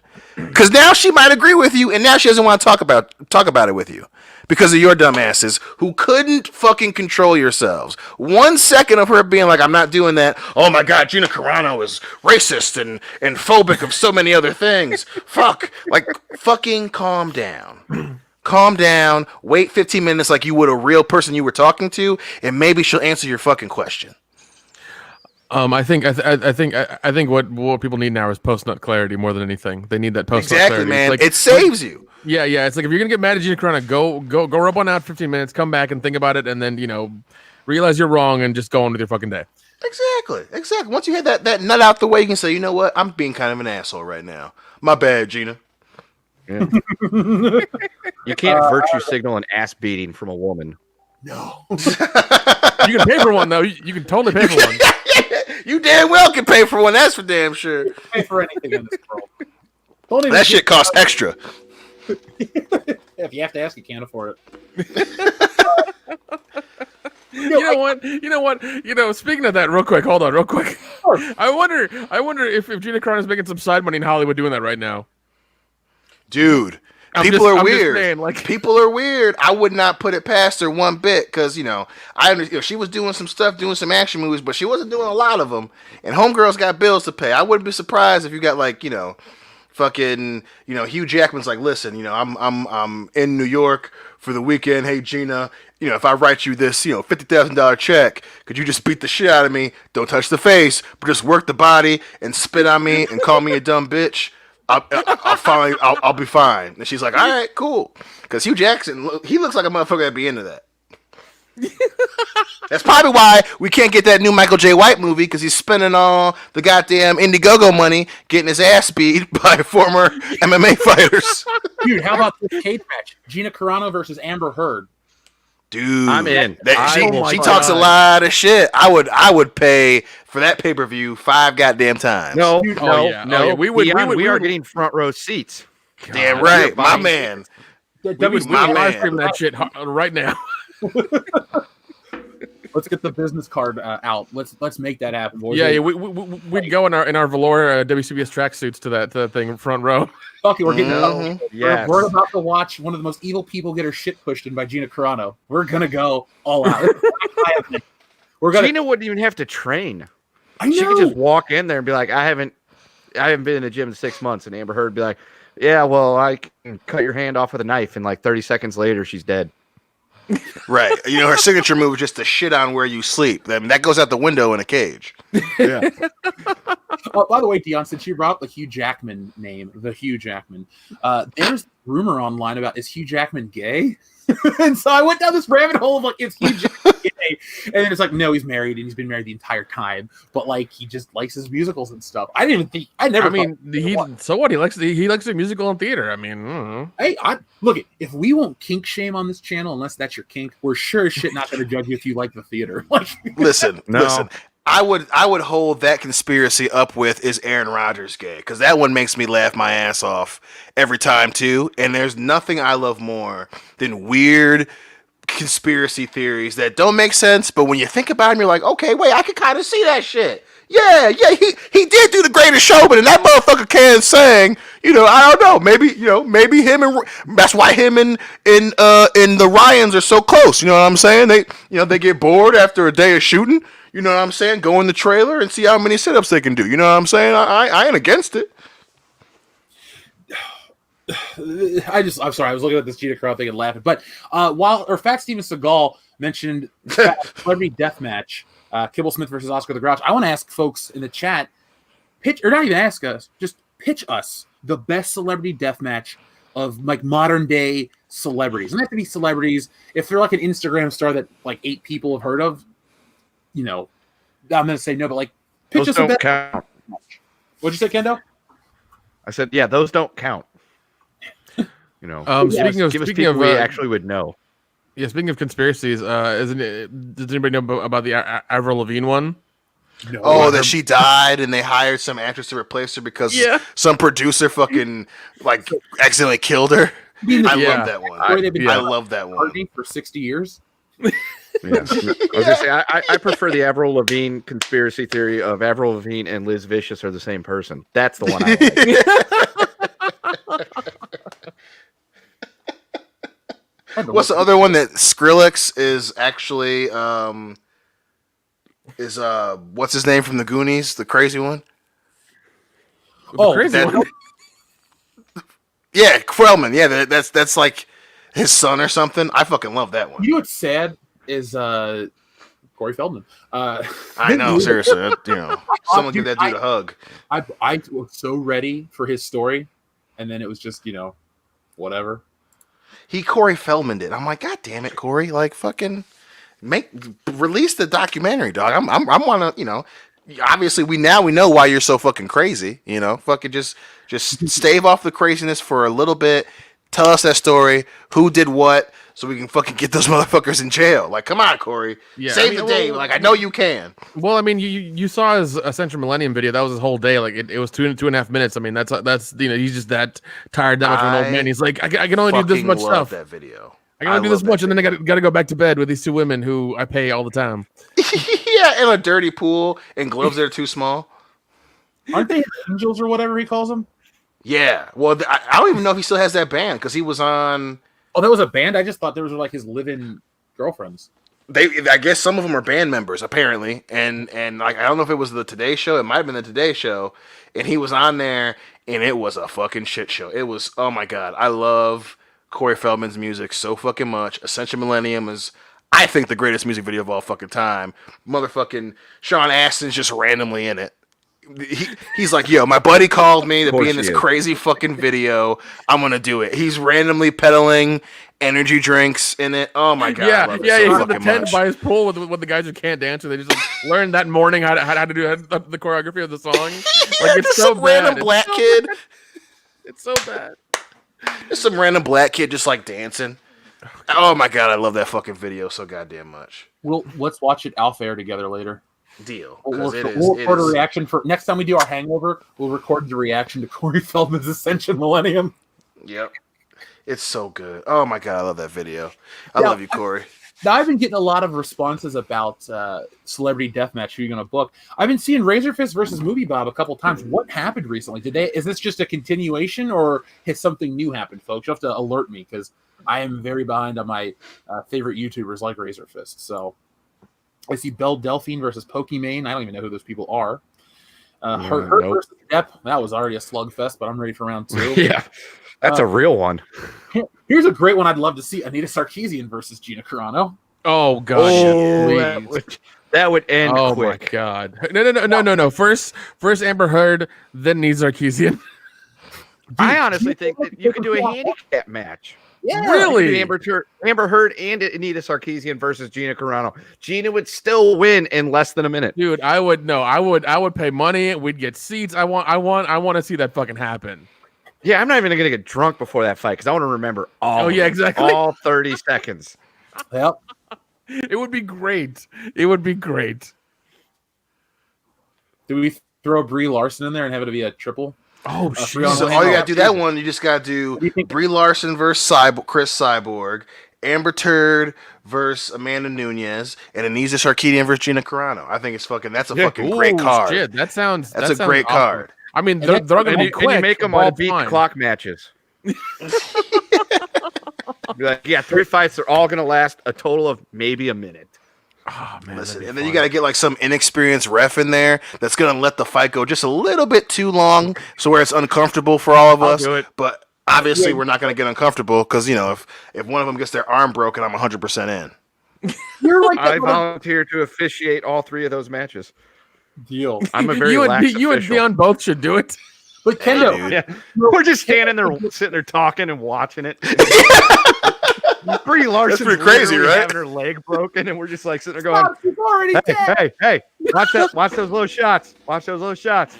So so the other night we were hanging out, right? Hey! No hair pulling. And so anyway, we're just like, watch the back of the head. Watch the back of the head. we're just sitting there bullshitting while she literally It's just you two guys you two guys in ref outfits taking a smoke break, talking about shit, and everybody Just leaning up against the cage. That's all it is. That's all it is. It'd be the greatest thing ever. Somebody brought up Mike Tyson versus somebody YouTuber that we won't mention his name, but did you guys see Mike Tyson is fighting this weekend? He's fighting Roy Jones Jr., dude. It's fucking crazy. Yes, I know. It's fucking crazy. That pay-per-view is $50. Yes, I ain't paying for it, but it's insane. no, I ain't paying for it either. But That's a good point, Jeff. watch. You're right. I don't pay for pay-per-views. You know me too well. I don't either. The only things I'd want to watch on pay-per-view are wrestling, so we have the network. But That's right. sorry, I was looking for the Jumanji clip of what year is it. I just really wanted to hear Robin Williams. Where do you rank Jumanji in the hierarchy of the best Robin Williams films? Top 3 easily. Top 3, 100%. Oh shit! Same for you guys. If so, what's your top 3, Dion? Think about your top 3 while I ask the rest of the guys. Okay, cool. Kendo, thoughts of Robin Williams movies? Is Jumanji in a top spot for you? I have never watched Jumanji, so I cannot give you that answer. I can tell you that if I had to rank top 3 Robin Williams films, no particular order, Mrs. Doubtfire's up there. Hook, because I actually liked it as a kid, even though I know it's a terrible movie. And watch your mouth. Rufio. I did like that movie, Jack. With Jack did. is The okay, super sad one? Goddamn. Yeah. No. I thought that was a great movie. Jack is a wonderful movie, and it's horribly underrated, and people need to watch it. It's Yes, really it is good. Actually, it's really good. The thing is with that movie, so like Robin Williams, everybody's like, "Oh yeah, Robin Williams, he's a funny guy, he's a comedian, he's a clown." If you watch Jack, the dude shows you every fucking range of acting ability that a person can do in an hour and 45 minutes. I saw it shortly after it came out. I didn't appreciate it at the time. I watched it as an adult. I'm like, holy shit, this is a movie that actually gets you in the feels. Good for you, Robin Williams. Good for you, sir. Nick, Same question, sir. Ooh, top. Okay, Toys is a top one because I used to watch that a lot as a kid. That's a great one. That's a great one. It's a ridiculous movie. It's a lot of fun. Definitely Mrs. Doubtfire. Has to be Jack. Jack has to be there as well. Good Morning Vietnam's really good. Jumanji's good. One that I watched recently. That I was always afraid to watch it because of my respect for him, and I was like, it's gonna my feelings for him is gonna change or whatever. And it was 1 Hour Photo. Oh, and that movie's like, surprisingly good and crazy and fucked up. Yeah, because I mean, I've seen Insomnia, and I've seen another one that he did. I think it was like Final Cut or whatever. And you know, they were okay, and I was just kind of like, this is gonna cut. You know, I don't want my opinion to be colored about him or whatever. But then I watched it, I was like, damn, dude, he does such a good job because he's this creepy fucking guy in this 1 Hour Photo place who just has all these photos of all these families that are around him. He knows the kids, he knows the family, he knows all this stuff about them. And he like eventually loses his shit, and it's like it's a really good psychological movie. It's really fucking good. And seeing him do that and be able to do that after we've seen him do funny shit for years is just fucking amazing. And you know, just it shows you how good he was at his craft and how good he was to, you know, to take this script and be this character and just completely fill it out. It was damn amazing. Yeah, the part where he breaks into those people's house, walks around and takes a dump in their toilets, just like, what the hell? This movie's fucked up. Yeah, it was, dude. Robin Williams, you're doing a good job. Yeah, it was. Oh, it was creepy, but I mean, he played it well. The mannerisms he had and everything, the look he had, it was perfect. It was great. I want to watch it now. Highly recommended. You know, like, but definitely put your phone down and watch it. It's a very interesting movie. Props to the man. I miss you, Rob. You're fucking awesome. So, do you think that? And yes, I do miss her as well. Do you think, or him, excuse me, so I'm looking at Gina Carano. Do you think that Gina Carano, getting back on the topic, is going to see any kind of Disney pushback? And do you think, okay. Do you also think that her role's been diminished because of stuff? No. I mean, I think it was done before all this, but the season, I mean, was done, and yeah, I don't see any repercussions. I mean, she hasn't said anything that would make Disney or Lucasfilm look bad. You know, she hasn't said anything controversial. She hasn't said anything illegal. She hasn't said anything morally unjust, right? So, I don't. They're just gonna fucking ride out season 2, and then her ass will be back obviously depending on season 2 ends. But yeah, she's not going anywhere. I forgot to mention my Robin Williams ones because Barney that popped up on the screen. Dion, you didn't get to go either. So did you remember yours? Yeah. Doubtfire for sure. Hook. I fucking loved Hook as a kid. I love Hook now. And obviously Jumanji. Those three. I could watch those three over and over again. They're my fucking top 3 by a mile. Now don't get me wrong. Good Morning Vietnam is goddamn good, and Good Will Hunting definitely is top 5. I fucking especially when he fucking jacks Damon's ass up against the wall. I love that movie. That being said, all from pillar to post, those 3 are just fucking fantastic. Yeah, and they're wonderful movies. Oh God, yeah. Mine's gonna be Mrs. Doubtfire is my absolute favorite, but then Aladdin, that's my second favorite. Yep. I hate Disney, but that Aladdin movie they made in 1992 is one of the best movies ever. It looks awesome. It was a great movie. It had a great video game. You know, they fucked up Star Wars across the board, and never forget that one. But there was a time where they did make great shit, and Aladdin still, to this day, I watched it last year when they gave us the free year at Disney Plus. I was like, shit, Aladdin still holds up. Like, yeah, I haven't seen the remake. I'm never going to watch the remake, but Robin Williams is such an integral part of that film. And see, Aladdin's one of those great movies that as a kid, you don't get all the jokes.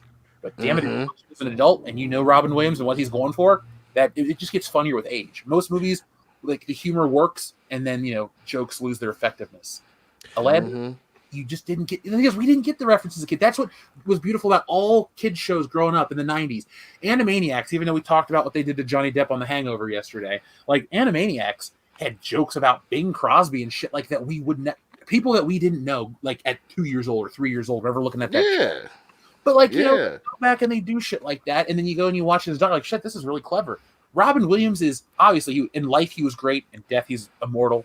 But the role of the genie, just what he brought to that, and what you read about online is how he improvised stuff too. Like, that's just a a testament to his genius. And just to end the segment too, I'll also throw in Jumanji as my third favorite, because I actually went through his the Wikipedia of his filmography, and movies like The Birdcage are great. I love Good Will Hunting. I've never seen Death to Smoochie. Death to Smoochie, God, dude, so good. Wasn't there one of the Aladdin sequels he didn't do the voice for the genie? Correct. He did the second. Okay, so he's in the first and the third. But the second, Right, yeah, because I remember there was a horrible backlash for part 2 because everyone's like, why isn't he there? And he was like, it's a completely different character, and it doesn't work if you watch it.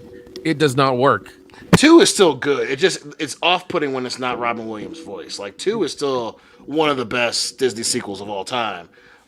It's probably outside of probably The King of Thieves, it's probably the best Disney animated sequel ever. But yeah, since the genie sounds so different, it's weird. It's really weird. Yeah, Aladdin: The King of Thieves was a nice way to end the Aladdin series, which really didn't need to be a series, whatever. But yeah, just across the board, Robin Williams is one of those actors too that you really can't find many people that want to rip on him. Right. If you don't love his movies, watch a different one, because he is across the spectrum. Amazing. If you want to watch a comedy, he's great. If you want to watch something serious, if you want to watch something scary, he's great in all those roles. And if you don't like movies, well, then check out his stand-up. And if stand-up's not for you, check out his TV shows and shit like that. Like the dude, I don't even know why I'm talking about Robin Williams being a fucking legend all of a sudden, but he is. Holy shit, you can't. It's not even fair to not bring up how great he is all the time. Seriously, Yeah. Everything I saw him in as a kid and as an adult, I was like, shit, Robin Williams is the man. And it's sad what happened to him and what he did, but his legend is forever, and his movies are great. Shit, we should watch Jumanji on the channel, like Barney the Spaceosaurus, Nucleosaurus now, suggested, since you've never seen it, Kendo. All right, I'm in. Deal. You'll laugh at the CGI, but I think you'll enjoy the film.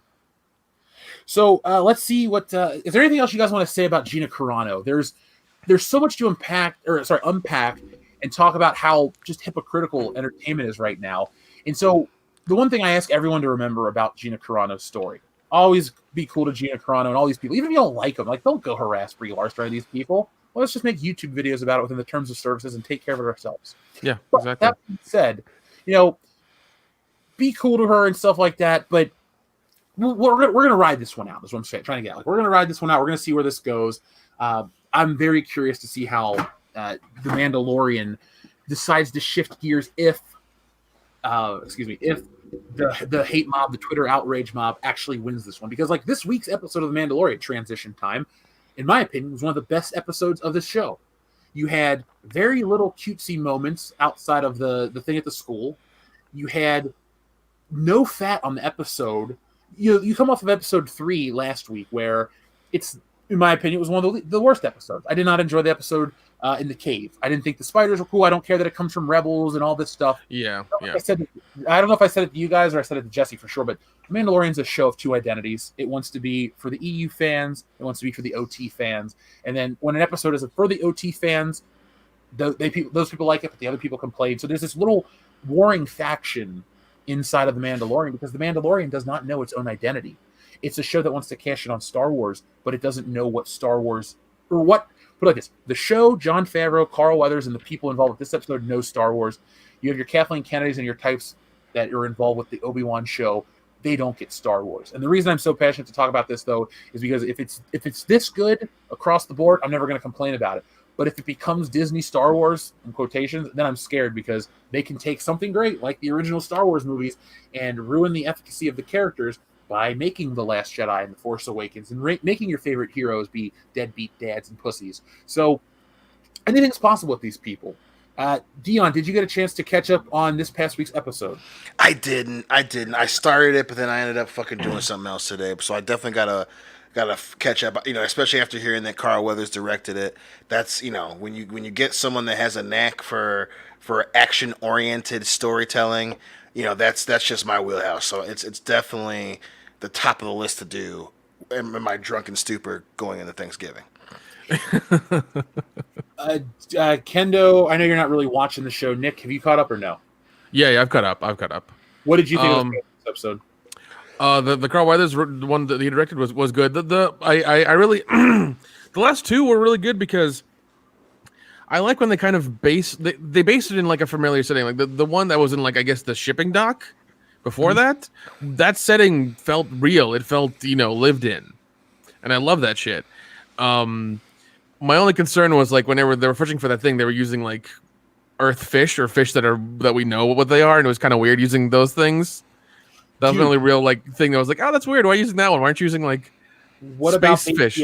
Macaroons? He ate blue macaroons that you could just get at the grocery Yeah, store. exactly. Yeah, no, that as well was odd. I was like, why is that? Why aren't you? Once again, like you have space stuff to think about. Like think of something weird. Like why are you? It's like if you had a pack of gummies, like it's the exact same thing. It's weird, but I don't know. It was like like those little things kind of like are odd to me, and it's like you should have more imagination than that. Like you're fucking Disney. But I did love the roller coaster Are scene you suggesting that they cannot eat cookies in space? All I'm saying is that this is Star Wars. Like a long time ago in a galaxy far, far away. Like why are macaroons fucking there? They shouldn't be there. You That's don't what know I'm when saying. they It's like- invented the macaroon. I never. I mean, hold on. Let me look this up. I'll look it up. Back in 1738, during the potato famine, they needed some sweets to take their minds off the fact that shit, we ain't got no potatoes. Okay. Wow, there's a race outside of my apartment, but who wants to guess? Family. I don't even have my normal mic in tonight because I couldn't find the cord. It's still picking up the races. So I'm gonna say 1868. I'm gonna say 1969.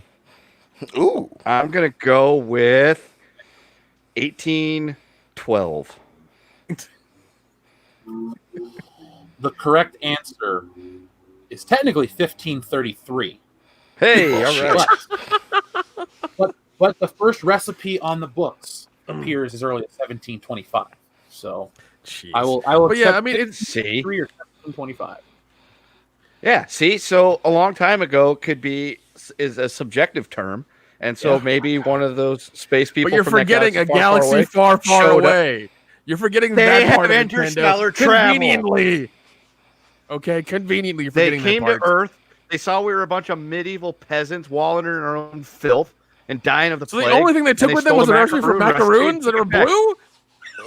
Yeah, because they saw everybody's dying. Oh, God. man, they're all dying, but these macaroon things are fucking delicious. They're like, fuck, these people are dying at a frenetic pace. We'll just leave.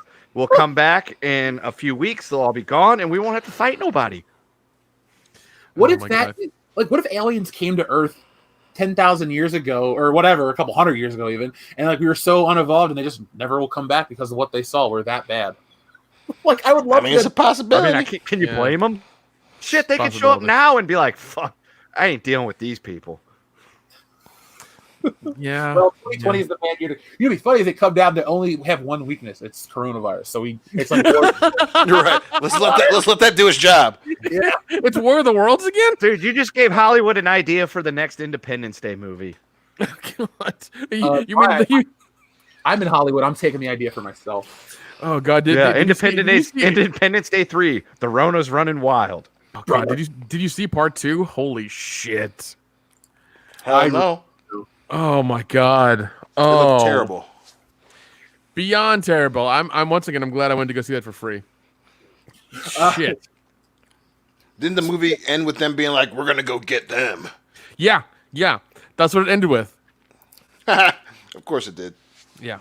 I was like, it For was. Dion, we're talking about movies as always. Your apartment. When I come up for New Year's, we got to watch Yeah. the new Watchmen together. Deal.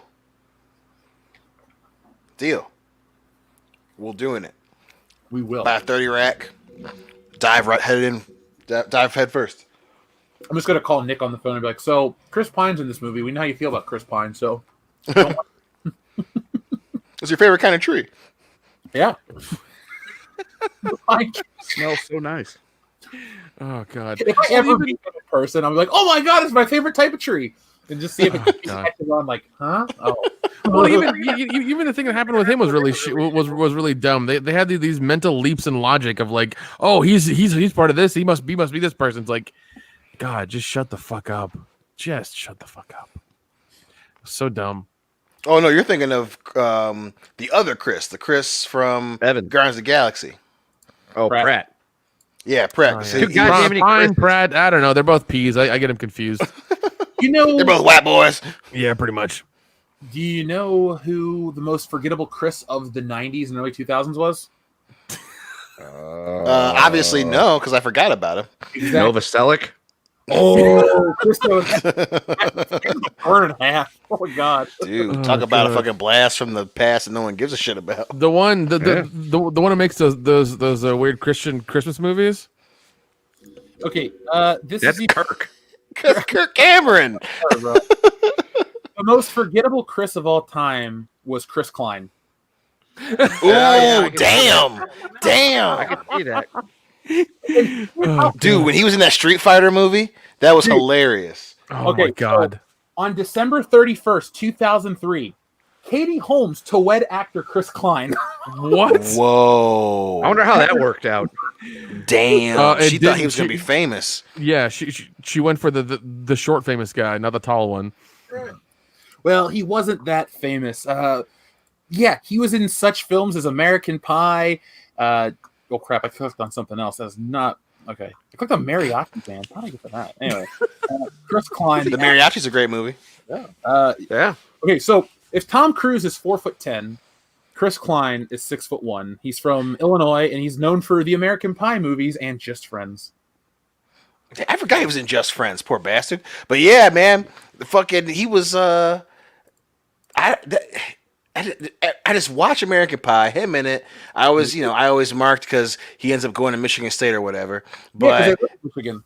yep, they're in Michigan, and then he's in fucking that shitty Street Fighter movie where he just keeps trying to do these one-liners like, God, I love this job. It's like, what the fuck? And why is your forehead so big? Dude, I love that Neil McDonough is M. Bison in that movie. I know, and I love Neil McDonough. It makes me So do I. sad, but he picks terrible fucking movies to be in. Hey, when I come up to visit you for New Year's, we're watching Angels in the Outfield. I'm going to show you that Neil McDonough can be in terrible movies and the best movie of all time concurrently. I will. Dude, I found that on you're tape the other day.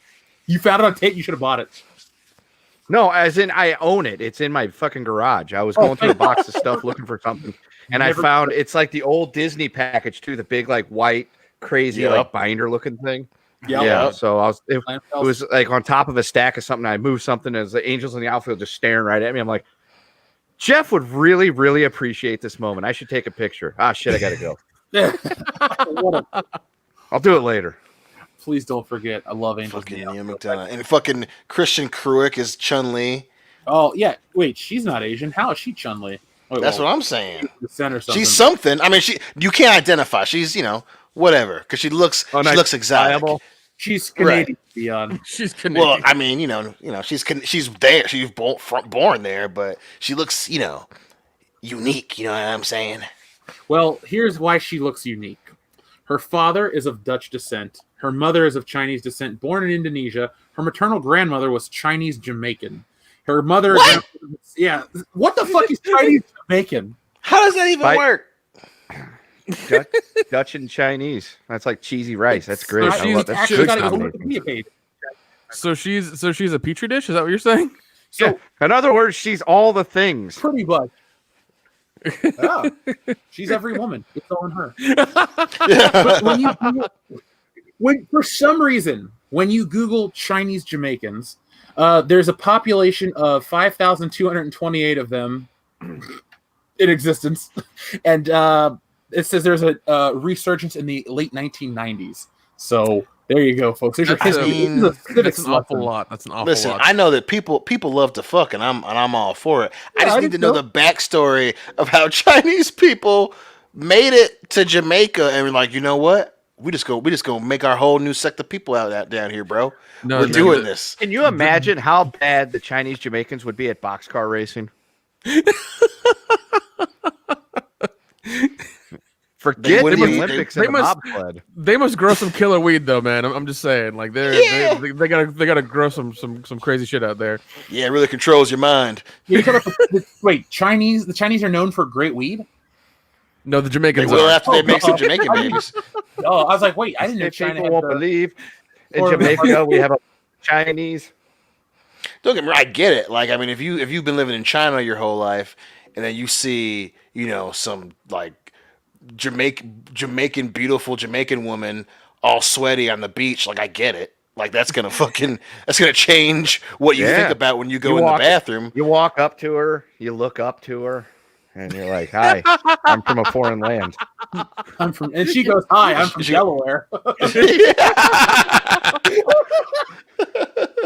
Oh, so one thing we can move past Mandalorian and stuff because whatever, it was a good episode. I don't think it's folks. If I seem like I just kind of talk about it lightly and move on, I don't want to spoil the season for anybody. No, because there are moments of fun. There are like with the boys too. I just don't want to spoil it outright. So go watch it. At the end of the season, I'll do a full review. In the beginning of the year, we'll talk more about Mandalorian, what worked, what didn't work, and all that fun stuff. But like I said, I'm using these quick reviews just so people can go watch it and not be afraid of spoilers on the show. So real quick, guys, what's weirder than a Chinese Jamaican? I don't know, man. That kind of blew my mind. I know, yeah. I'm kind of lost for words for that one. Well, one of our listeners has a Scottish Mexican in their family, so there's always one. As crazy. I mean, again, I get it. You live in Ireland, it'd be getting cold, Scotland and Ireland are two different countries. Whatever. And, potato, tomato. And then you go to Mexico and you see some fine Latina, she's just chilling by the beach. You're like, yo, my mind is somewhere else, bro. Where do you live at? How soon can I walk there? I guess if I don't know. I guess they're mowing lawns and kilts. Is that what's happening? Yeah. Is that what's going on over there? Hey, listen, I did the same thing. Listen, I would do the same thing. Oh God. With a lot extra potato. Tacos? Oh God. I guess they're having Scotch tequilas. Ooh. Well, Listen. Scotch and tequila just sounds like a bad night, but You ain't remembering a motherfucking thing from that night. Dion, real quick, you said something that made me laugh. You said about where are you from and how long does it take me to walk there? That is a lie because your sister lives like 10 miles away. You ain't walking there. So if you met some fine Latina woman and she's like, "Oh, I'm actually from I don't know," well, she would. You meet a Brazilian woman in Mexico on vacation. You're like, "Where are you from? Let's walk there." You're really gonna walk across the fucking equator? Like, listen, I'm just saying there are borders that I'm willing to cross.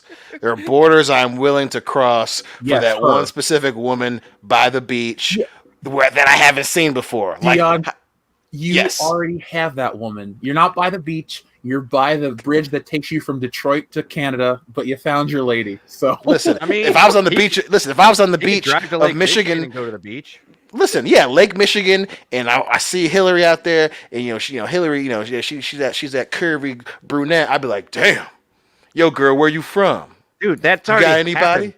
That was like years ago. You're just that's part of my kink. Oh, you seen anybody? Yeah, girl, yeah. So I'm trying to see your kink inside. Is hitting on women at the beach. Yeah, who I already know. Yeah. It's a safe play. It's all right. Exactly. I like my chances with this one. She doesn't want to get canceled. Like, dude, you're married to her. Of course, you like your chances. What can I say, man? I'm not a risk taker. I'm like Two-Face. You're gonna kill yourself because I threw some extra. No, before the accident. I'm Harvey Dent. Hillary pulls out a coin.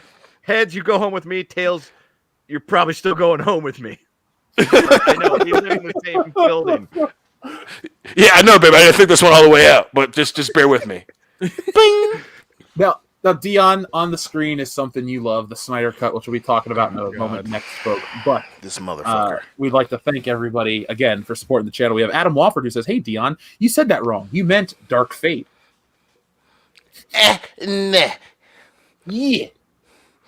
I ain't butterfly knifing no fly into That's randomly. why it'll never go away.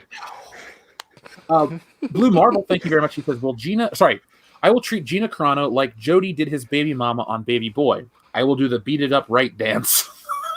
Damn. Wasn't that Tyrese in that movie? Yeah. Tyrese and Snoop Dogg. Oh, Snoop Dogg. And Cuba Gooding Jr.'s brother Omar is randomly in it. Wait, is that really his brother? Like, he has a brother? Yeah. Is he a junior too? Yeah. Omar Gooding Jr.? I remember Omar Junior Walker Jr.? He was on that show Wild and Crazy Kids on Nickelodeon. Yep. Yep, and then he was on some other show, not Sister, but Smart the other Guy. one. Smart Guy, yeah. I didn't realize Yeah. that was his brother until this very moment. I thought you were joking. I was like, wait, I know Omar Gooding. Shit, I didn't realize it was his brother. Yeah. I knew him before Cuba Gooding Jr. Oh, Cooper, what about Jimmy Walker Jr.? Oh, I'm a fan of Junior Walker Jr., but Victor Moan Jr. is the best. Like, we will agree Yeah, for sure. on anything else, that's fine, but we have to agree that Victor Moan Jr. is the greatest junior of all time. Yeah, at least until Sammy Davis Jr. got arrested again. Yeah, well, look, he couldn't keep that shit under control, but I respect it. He's a legend. He's part of the Rat Pack. He's given us some great music. And, man, I love the Candyman. The world plays good. But Sammy has to be held responsible for the shit. That's right. That's right, damn it. Albatross Flight says, I love how woke folk tried to give Latino folk Latinx, and they totally rejected it. Albatross Flight, when we are throughout the night, I've seen people reject that phrase outright. We've had a couple listeners who are my Facebook friends that have talked about stuff. Don't want to tell their personal information on the air, but you know who you are. Long story short, they're like, I've seen Hispanic people that just don't like it. I'm not anything like that. My background's completely different, so I just think the phrase is stupid. I think we had reached a point with language where, of course, you're going to bring in new words and do stuff, but we're trying to recontextualize language and restructure everything under a new lens. It's like, look, our language, we have other problems in society. Let's not worry about the language right now. All right? Let's just worry about other shit and worry about the speech later. Well, all it is Well, is, it's not so much we're worried about our own language. It's a bunch of white people telling Spanish-speaking people how they should speak in their language. It's like Spanish has, masculine and feminine nouns. It's just kind of how it's built. And you're turning around saying, your language is bad. It marginalizes people. You need to talk this way. It's like, who the fuck are you to tell them what they got to say and can't say, or what they should call themselves? Exactly. Let's see. JNat, thank you very much. He says, more Disney. Oh, well, time to take another nap. Yeah, folks, you can nap on Disney, especially Mulan. Like most people on the planet, didn't see it. Damn Michael right. Gonzalez says, my culture is not that galaxy. It's not in that galaxy. What? So, by the way, folks, while we're reading the super chats, over on Mindless Entertainment is a Thanksgiving special, a Mindless BS episode. What are we going to cover? We're going to cover some food stuff, obviously. We'll talk food. We might even be prepping some food. We should food prep on camera. We might be doing some food prep tonight. We should gut the turkey on air. That would be hilarious. But it's frozen completely still. Or else I would... I don't. If you don't gut it. It's we bought a prepackaged. we bought a dead turkey that still has feathers on it. Oh, okay. So it's like actually like a full-on dead turkey, like not a frozen one. Actually, I went to Plymouth Rock and got my turkey. Oh, okay. I want to live in my roots. You know what I'm saying? My deep roots. I'm going deep undercover for Thanksgiving. Chinese Jamaicans.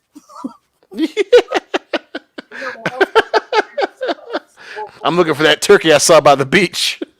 We're also going to be sharing on her stream. There's some kind of woke bullshit news about what? Sia. Oh, the Sia thing about the...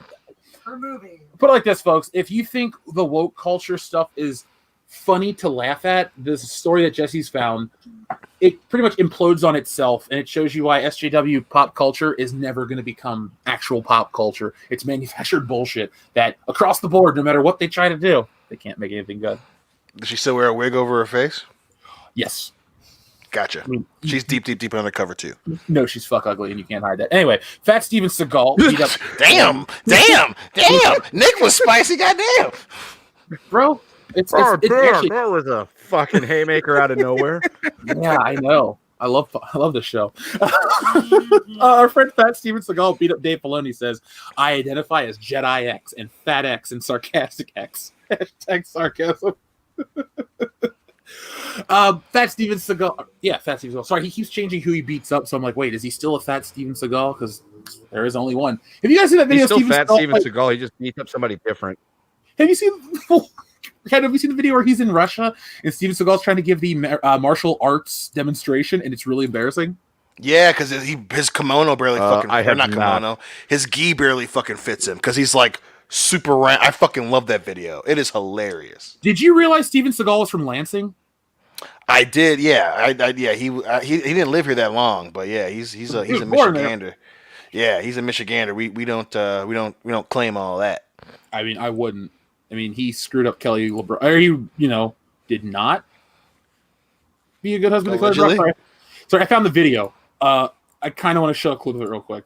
Should we show it real quick for Fat Steven Seagal? 100%. It's hilarious. He's such a big fan of the channel enthusiast. I don't know if he's ever seen this, but folks, check it out. So Steven Seagal's in the black, clearly, because he wants to hide. So this is called Steven Seagal Beats Up the Entire Russian Team. That guy just fell down himself. Dude, he just... Holy shit. You're right. It barely does fit. Oh, my God. He's clearly wearing black because he thinks he looks slimmer in it, and it's hilarious. Yeah. Is he wearing a do-rag as well? Is that what that is? To hide the bald spot. Yes. He's best friends with Hulk Hogan. He's like, listen, brother, let me tell you how to hide the bald spot. I've been doing it 84. At least he didn't Microsoft Paint it. I wonder if Chris Jericho's going to try that shit ever again, or now that he's been probably not. I hope he does, just so we can have the same laugh. Because it's like, come on, Chris, we're not. All your fans aren't 10. No, we're gonna notice that shit. None of your fans are 10, Chris, because you're old as shit. You know what? I 50 now. You know what? I hope whenever they, when all this stuff ends, we can, have convention and things like that again. He's in one of them, and somebody brings in that photo for him to sign. Yes. That would be hilarious. He'll sign weird shit. If you can tell, I did it to him. If you can tell a bullshit story to Chris Jericho and you can make him break, he'll sign whatever. So I called him Edge because he had a match with Edge at WrestleMania. I'm like, dude, ever since you cut your hair, you look so different. But do you mind signing something old? I was like, I know you only do one WWE thing. He nods his head. He's like, sure. And I give him this card to Edge, and he looks at me, and he looks at the card, and he looks at me, he signs it, and doesn't look at me ever again. That is so fucking... I laugh every time you tell that story. You just give him a fucking picture of Edge. And the only reason I had the Edge card was because the WWE gave it to me for free. They're like, hey, you're going to WrestleMania. You spent all this money on a travel package, Jeff. Let's give you a free gift. What's the free gift? A trading card. So that's so goddamn funny. And then fucking, of course, Curtis got his signature and then got it tattooed. I always forget that story. Oh, God. It makes me laugh every goddamn time. He's one of those guys. Awesome. My best buddy was straight up just like, hey, man, yeah, I'm a big fan. Could you sign Edge for me? Yeah. Because honestly, I see clearly, and I see you, Chris Jericho. So goddamn funny. Oh, I love it. Oh, so the one thing I wanted to bring up about The Mandalorian before he fully moved out is there's this meme popping up, and I'm afraid it might come true. So we have fan theories that pop up. Most don't come true. Most of these rumors are fake. Like, we got this covered, and the Mike Zero stuff was never future news. But there's this meme that somebody drew of Ahsoka holding Baby Yoda, and she goes, oh, he looks just like a Baby Yoda. I'm afraid that because Star Wars has to be Star Wars, it's going to use Ahsoka to legitimize in the world the phrase or the name Baby Yoda. And so the show will start calling him Baby Yoda because Ahsoka knows Yoda, and he's the only one that knows what the species is. So if that comes true, I think I'm really going to hate it. Yeah, I'm going to hate that for sure. I'm not going to give any credence to it, but if she says that, I'm going to pull, back when Family Guy was funny, when Peter goes, done, and just walks out, that's what I'm doing. I'm like, God damn it, I'm done. If they fucking do that product placement bullshit, I'm going to lose my lunch. Yeah. Don't. I will, dude, because that's gonna be bullshit, dude. Oh my god, it looks like a Baby Yoda. Like, god damn it. Would you be surprised though? No, I wouldn't be surprised though. No. Yeah. The most Disney thing ever. Yep, that car agrees too. So, family. So sometimes in life, you find out that something crazy is happening. You thought, it's dumb, that'll never work. And so then you're proven wrong because the thing that you said would never work works, and it's so great that they make more of it. So right now what you see on screen, folks, is the Zack Snyder cut of Justice League, a picture that represents the Zack Snyder Justice League film. So this isn't out yet. It's not even done. It started out as an announcement that turned into a 4-episode streaming thing, which has now got a $70 million budget inflation extension or whatever. And now today's news is, Dion, this is directly for you, buddy. Oh, shit. Rumor, Zack Snyder's Justice League could get a long-form sequels on HBO Max, dude. So it's the gift that keeps on... What? Yeah. Now, this comes with the rumor, so this isn't completely reputable. We're not trying to act like it is. We don't have inside sources. But a previously reported As previously reported, a superlative performance by Zack Snyder's upcoming, wow, they spelled Zack wrong, cut of the Justice League might as very well lead to HBO Max. And according to a new rumor, AT&T has some extensive plans for the future of DC's premier super team. Mikey Sutton relays his latest Justice League scoop that if the film's HBO release goes swimmingly, Warner Media's parent company will want to make multiple films to come out of the release of the Snyder Cut as intended vision. As the known scooper notes that the Snyder Cut might be the beginning of the Justice League trilogy for HBO Max. Oh my god. Okay, so no. Look at folks out there in the world. The WCBS show was very kind to the film Justice League. We said we watched it. Yeah. We waited for it to get shitty. It never did, and it's just an okay movie, and that's it. We kind of left it at that. Yeah. So coming from a channel where all four of us are very just okay with the existence of the Justice League film and exactly what it is, 5 out of 10, it's just okay. The Snyder Cut at first was a cool concept, but I still stand by the fact that it's more damaging than good because, oh, great, we're going to put out on HBO Max this long-form version of the Snyder universe, this previously announced, but it failed at the box office, so we got rid of it and rebooted and redid, and now we're back again. All this does is create more brand confusion because at the box office, all they tell us is, this isn't part of the Snyder universe, this isn't part of this isn't part of that. Dude, the news today from Spider-Man's camp was every Spider-Man film is part of the MCU all of a sudden. So, oh god, the plan that DC has is not so much of a plan as it is like, I get it, you want to wait and see, you want to make successful things, you want to follow and give the fans what they want. I want that too, I'm a fan of stuff. But like, you guys didn't do it right the first time, and to set up a whole universe based on something that actually failed, not just like, in my opinion, I didn't like it. Justice League was a disappointment. Batman versus Superman. Captain Marvel made more money than Batman versus Superman. Maybe. But like, they just didn't do it right across the board, and I just don't know where they're going to go with it. Because will they cancel all their future plans? Last year, how can you take DC seriously, folks? Just give me a second. I think, oh, just a DC hater. No, I like DC comics. I buy their shit. Batman's on my wall as much as any other Marvel superhero. Actually, I like Marvel more than I like Batman more than everybody except Spider-Man. So I like DC. I respect them. They put out some good stuff. But last year at this time, all they could tell us was how great Birds of Prey was going to be, how it's this great direction for the DC franchise, the DC universe, and how well we want to do things. Then this year, we also, Birds of Prey shit the bed, but we got the announcement of a new Suicide Squad. So, of course, you take the thing everyone doesn't really like that much, and we're going to reboot it. So, again, Warner Brothers and DC are scrambling. They have no idea, and they have no identity. And all I want at the end of the day is great comic book entertainment. I don't care who makes it. I don't care who directs it, produces it, who's even in the fucking thing. It's just got to be enjoyable. And across the board, I've left the Snyder films and I want to know what you think, Dion, as a Zack Snyder enthusiast. Put it like this. You would spell Zack Snyder's name correctly in this post. You wouldn't spell it Z-A-C-H instead of Z-A-C-K because the next line, they spell his name correctly. You wouldn't make that mistake because you're his biggest fan. So what do you think of the news of possibly more Snyder Cut films in the DC lineage? I will simply start it this way. If there wasn't a reason for me to already not want to put his head through plexiglass, I damn sure want to do that now.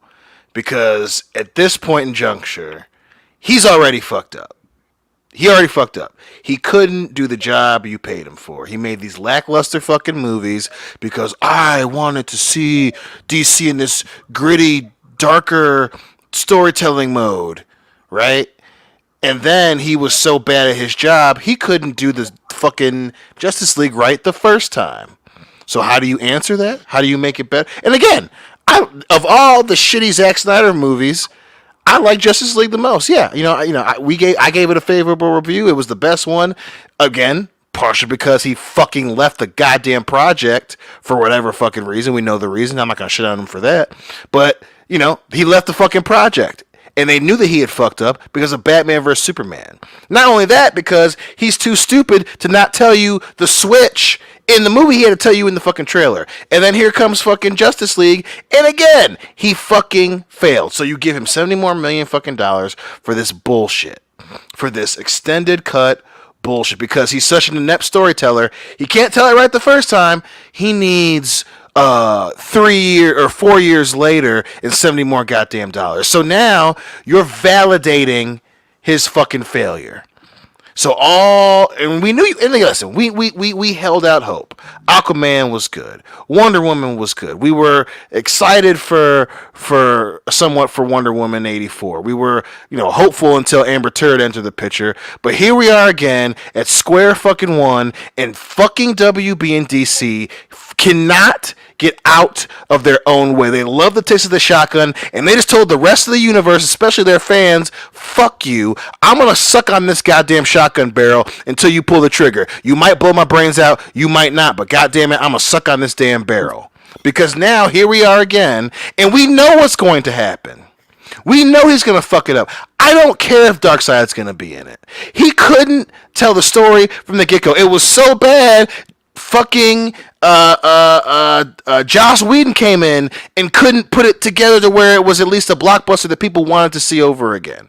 So now, 4 years, 3 fucking years later, now he has what he needs.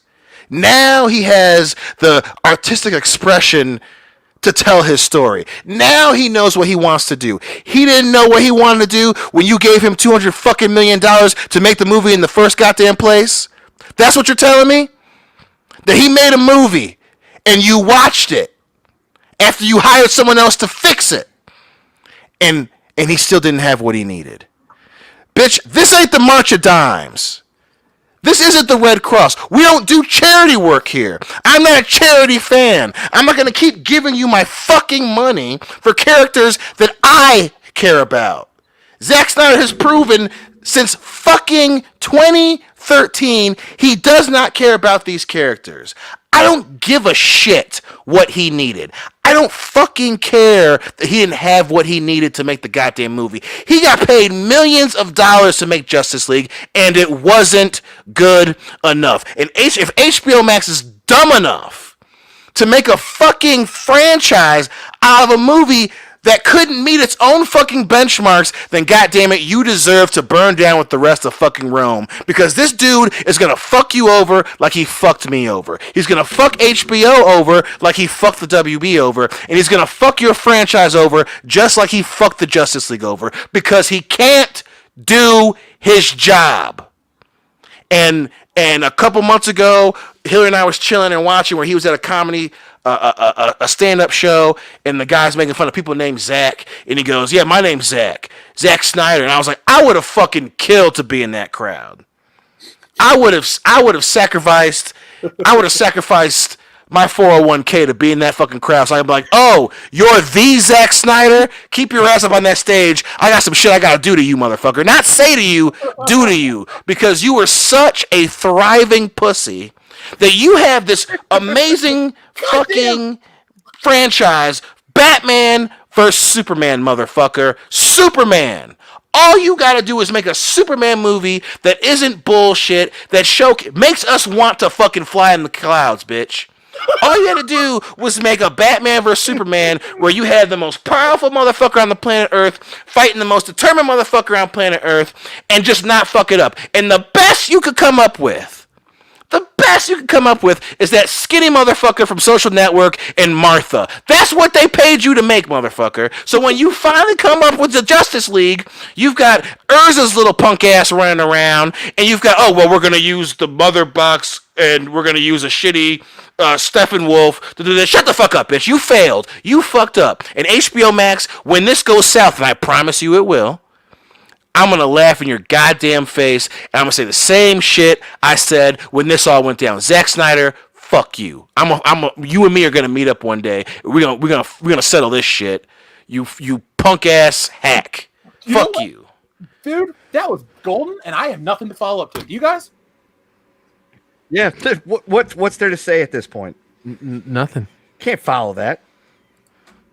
There you go. Good job, Dion. We're not going to try. Dion, I hate that dude. I really hate that guy. I hate him, and this HBO Max shit just goddamn I hate it. I hate it.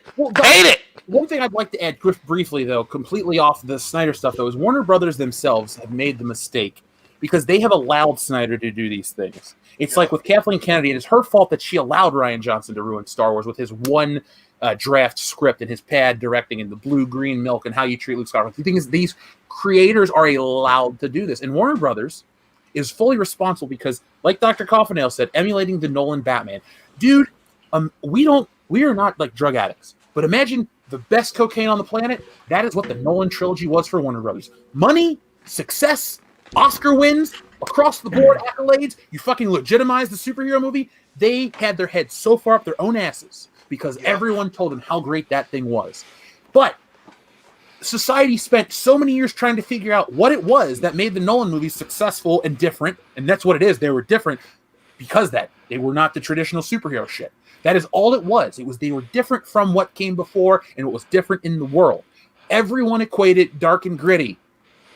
That ruined comic book movies for many years, and Warner Brothers is trying to emulate that success by going dark, gritty, muted colors, realistic this, blah, blah, blah. But Marvel's making a killing by putting a talking raccoon on screen, and 1 million people go see that. But nobody can go see Batman? Come the fuck on. We are debating whether the Twilight vampire was a good choice for Batman. We don't live in a world where Batman is fighting the Joker and doing cool shit. The fucking sparkling vampire from Twilight now plays Batman. Warner Brothers has screwed the IP that they own. They've owned since the 70s. Warner Media, HBO, whoever's the top of the tier of that corporate structure.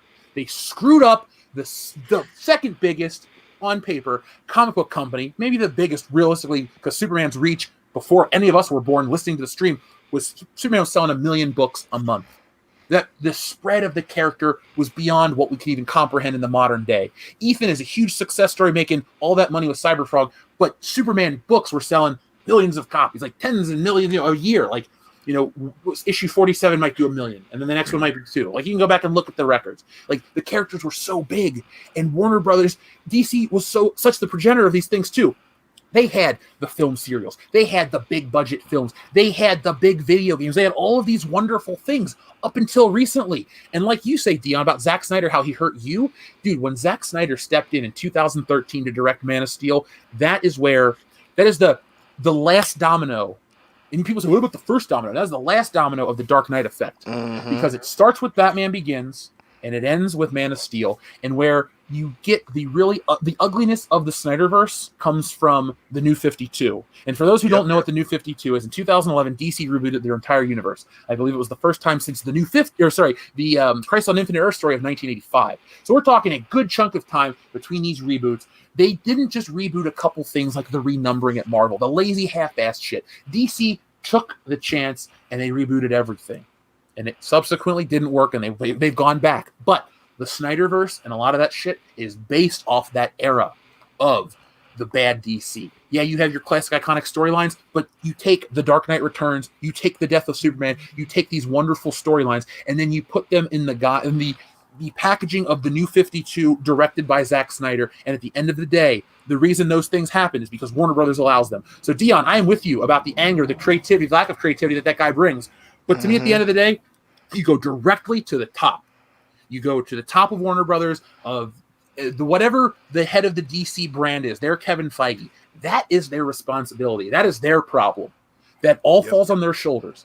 If Kevin Feige had produced a series of shit films outside of Captain Marvel that were flops, dude wouldn't still be doing the thing he's doing. But for some reason, Zack Snyder's getting another shot. Now, if this is strictly because his family stuff was devastating and they want to give him that chance, that's awesome. But I don't believe that they are that sympathetic to give, like you said, $70 million. This ain't charity. This is not a charity business. The fact that they're going to throw over $70 million because something bad happened to the man, that's not the same thing. Keanu Reeves' girlfriends have died. Mark Hamill, bad car accidents. Things happen to people all the time. They pick themselves up and they go back on. Life continues. I think that's fair for everybody. And if someone doesn't have it, they just don't have it. Exactly. Yeah. And at the end of the day, I have HBO Max. I will see this isn't about paying money to Zack Snyder. I brought this up too because I think it's a bad branding decision because they don't know where they're going. Marvel might be falling in that same situation right now. But for the time being, I want DC to be amazing. I want every DC movie to be 10 out of 10. But I got to call it like I see it. So. Yep. Amen to Yeah. that. Yeah, and the new Batman, I think they're trying to really revive that whole Nolan thing, and they're making it look dark and gritty instead of just the tone being dark and gritty, and it's like I don't know if they're doing a one-off of it or whatever, but it's weird the way that they're pursuing it. And I mean, like I think what is it? The Riddler's the bad guy or something in it. Yeah, Paul Dano, he's playing the Riddler. Yeah, it's weird, man. And the way they're doing it is just odd. It doesn't make any sense, and I don't know. It's like even I mean, I'm on the fence about it, but even then, like, why are they doing that? And they're putting money into this as well. They have no idea what they're doing. They have no idea, nothing. Well, and it's like there are few times in pop culture ever, not just in our lifetimes, but just ever, where you have something that's already a proven commodity.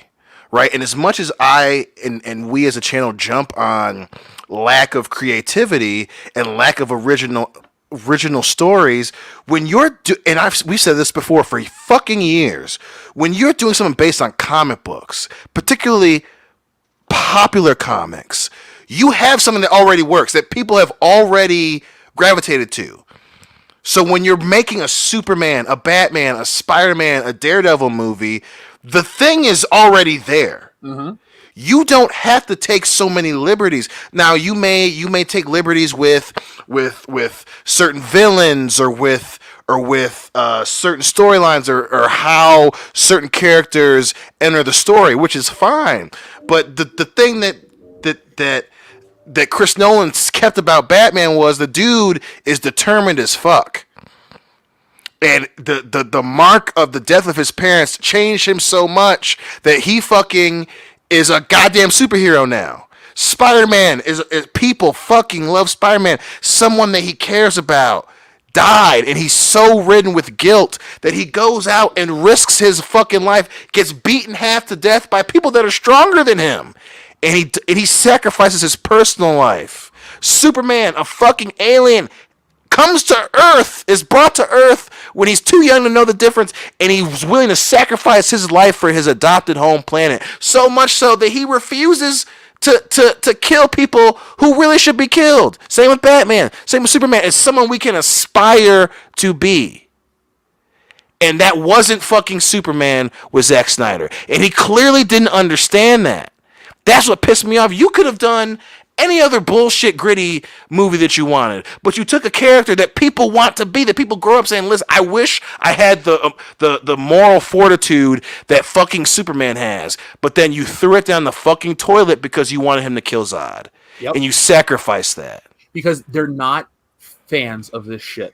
Exactly. You can look at off the top of my head right now, directors that were superhero fans. Sam Raimi grew up as a Spider-Man fan. Yes. And if you're somebody like me, and I'm not trying to put it like that, but like who reads the old books as well as the new shit, not just I like the cartoons or the Spider-Man fandom is very broken. And if you're one of the people that says I played the PS4 game, I know everything there is to know. You played a great game, one of the best on the PS4, but you don't know everything you know about Spider-Man.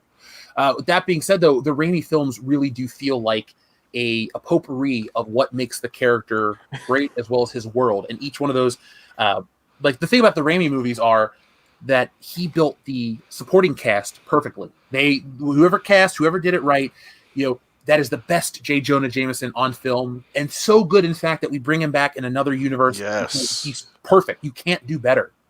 Maybe you don't remember the actor that played Joe Robbie Robertson, but he did a good job. And little, subtle moments, like when he looks at Peter and he's like, Spider-Man was there. He knows a secret identity. He pieced it together. There is no sort of subtlety or layered conversations to be had in any other Spider-Man film. Find one, because I honestly can't think of it off the top, man. I'd love to have that debate. But the point is, though, if you know your shit, it comes off on film. The dude knew his shit, because at the end of the day, they get the tone of the character right. Maybe you don't like the dancing. I don't either. Spider-Man 3 shit. But they do know what makes Spider-Man Spider-Man in those two movies. Zack Snyder never got, even though he has the brain of like Michael Bay in a younger body, he never got any of the characterizations right across the board. Like, look, I love Batman. I think it's so awesome that they wanted to bring the universe that we see in the Arkham games to film. The scene in the warehouse where Batman whoops ass is awesome. Not taking that away from him. But when you talked, Dion, earlier about the dichotomy of Batman or the power and the responsibility of Spider-Man, these things that make the characters the heroes that they are, the things that actually make them the heroes, Snyder and modern-day superhero films have taken that away because they make superheroing look fun and sexy, and that's what they think. The curb appeal to the audience is it's supposed to be fun and sexy, but they have taken it to the step where in the world it is fun and sexy to be a superhero, and it shouldn't be. Yes, Iron Man is the glamour. Batman, nobody knows him. Superman is the glamour. He represents stuff. Spider-Man, action is his reward. He goes home to a fucked up apartment without a bathroom, and he has a shitty moped and all this stuff. But we've taken that away from these characters because adversity builds character. Real people, fictional people, I don't care who you are. If you come up against some shit, you come out better on the other side of it. Zack Snyder represents the modern era of, like I joked about, we're living in the millennial war rationing era. Like, this guy is visual in some regards, and it works great. There are some visuals in those movies that look cool.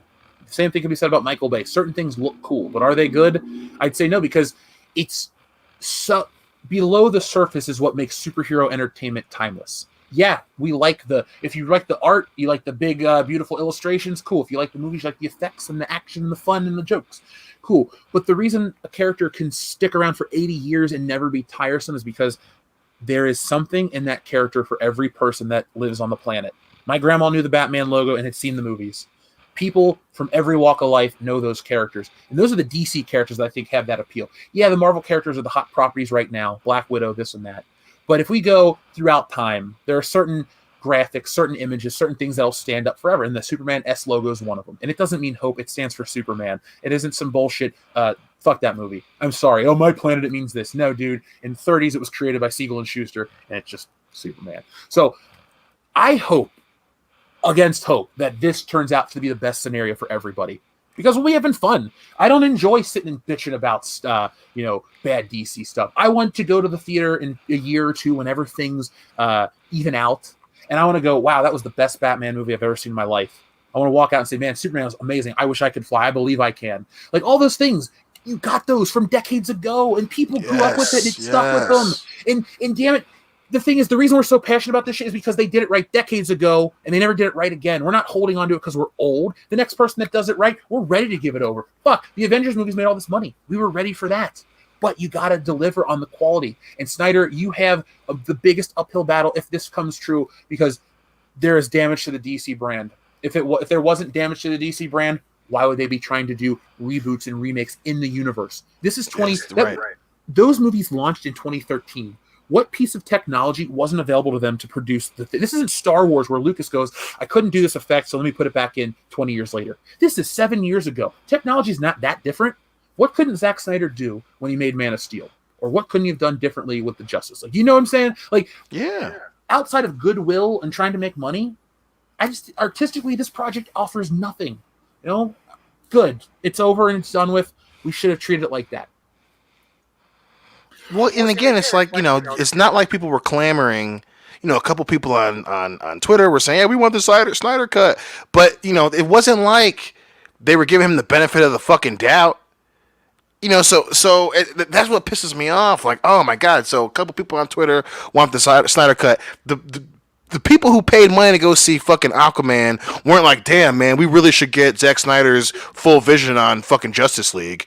Oh, that's what was missing, his vision. It's like, no one was saying that. So why validate this dude's failure? Why? No.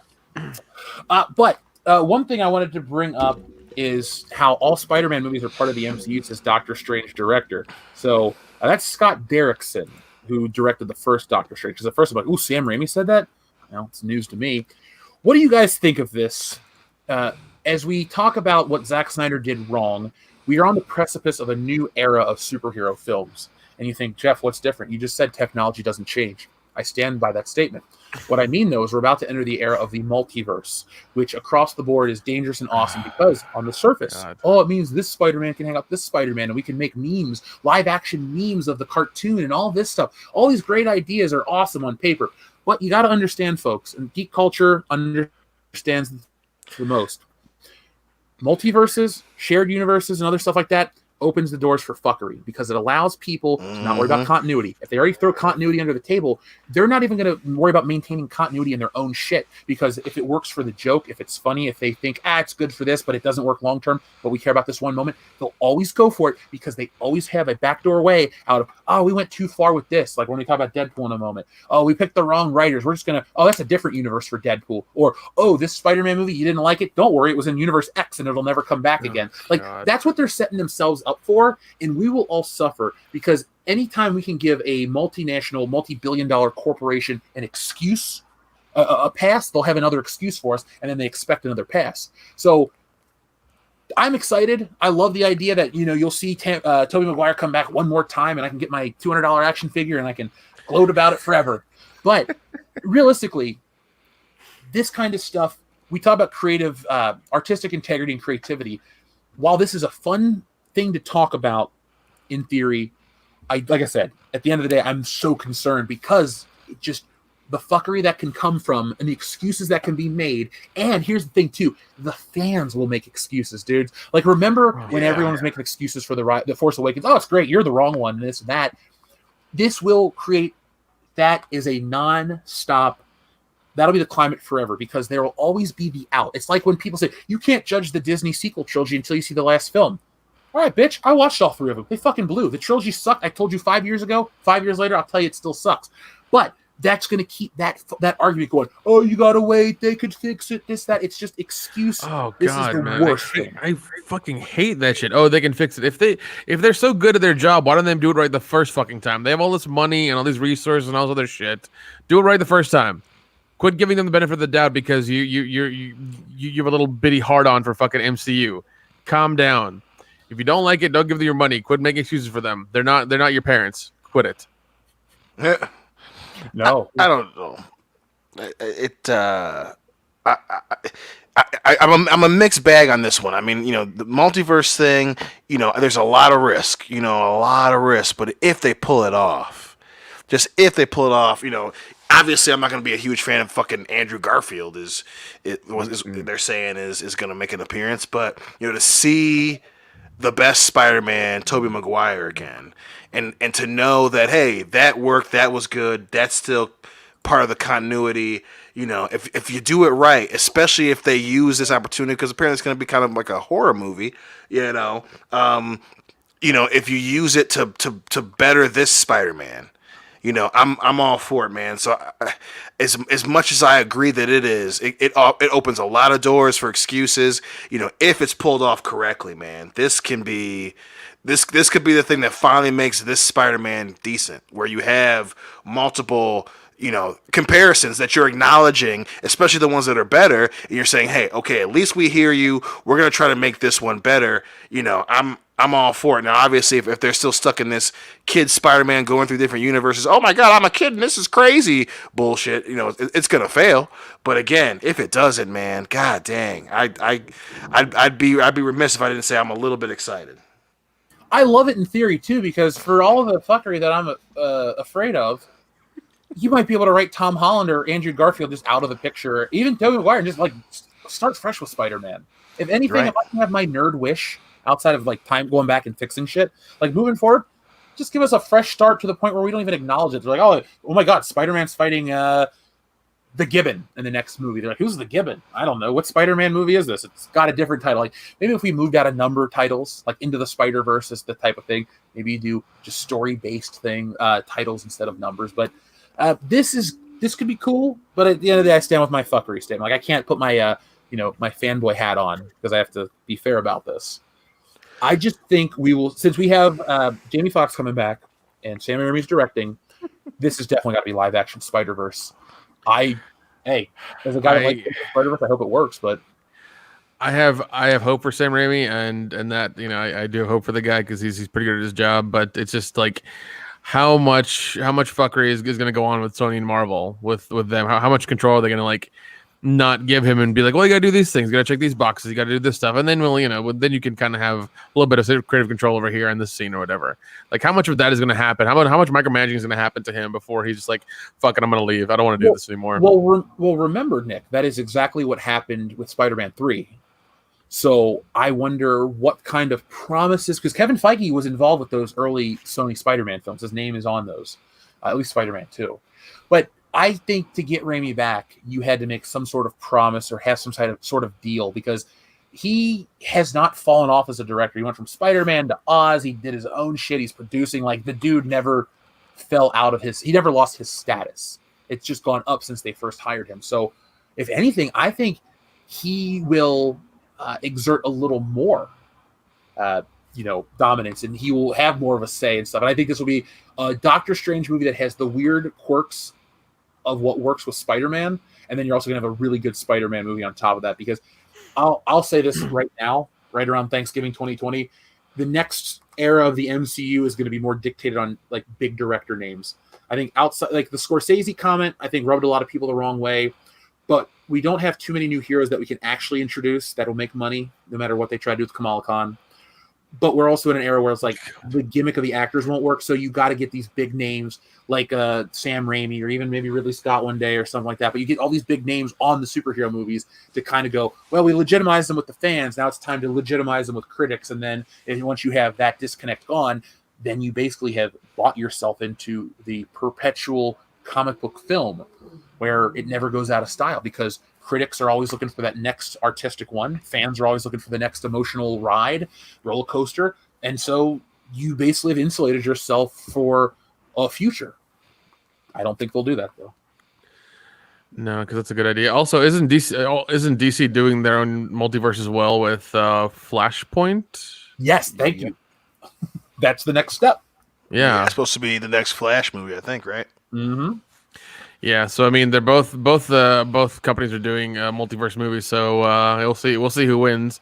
I mean, I kind of wish they both fail, but I think Marvel's going to do it. I think Marvel's going to win that one because they've done pretty good so far. So yeah, I'm looking forward to just seeing where we are. Like, I always enjoy going to see the movies and stuff like that, but I enjoy the meta narrative of that, like seeing what's going to be next for us, because that you can dictate.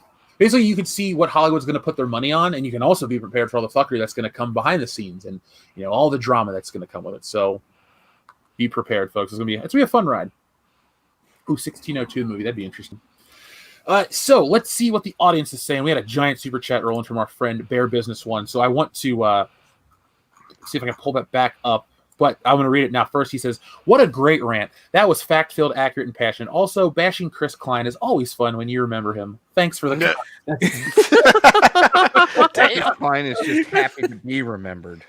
Yeah, he is. I got to... You know what I'm going to do? Bear Business, usually I take a screenshot of my thing or on my phone. I'm actually going to take a screenshot of what you sent and use that in the future, because that's such a biting fucking super chat. I love it. We got to do an American Pie commentary this year for sure. We owe the audience though, and Quarter Black Garrett. We should try to invite Chris Klein and see if he's available to do it. Yeah, what else is he up to? Nothing. Jesse, do you remember Chris Klein outside of American Pie? Nope. Even inside of American Pie, you remember?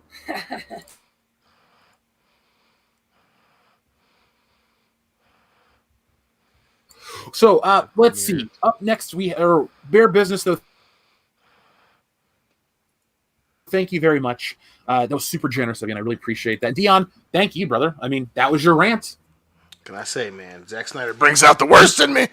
Does nobody remember the Chris Klein blockbuster Rollerball? Oh, with LL Cool J. Yes. Paul Heyman. Yes. And who was the woman in that movie? Not shit. Stamos?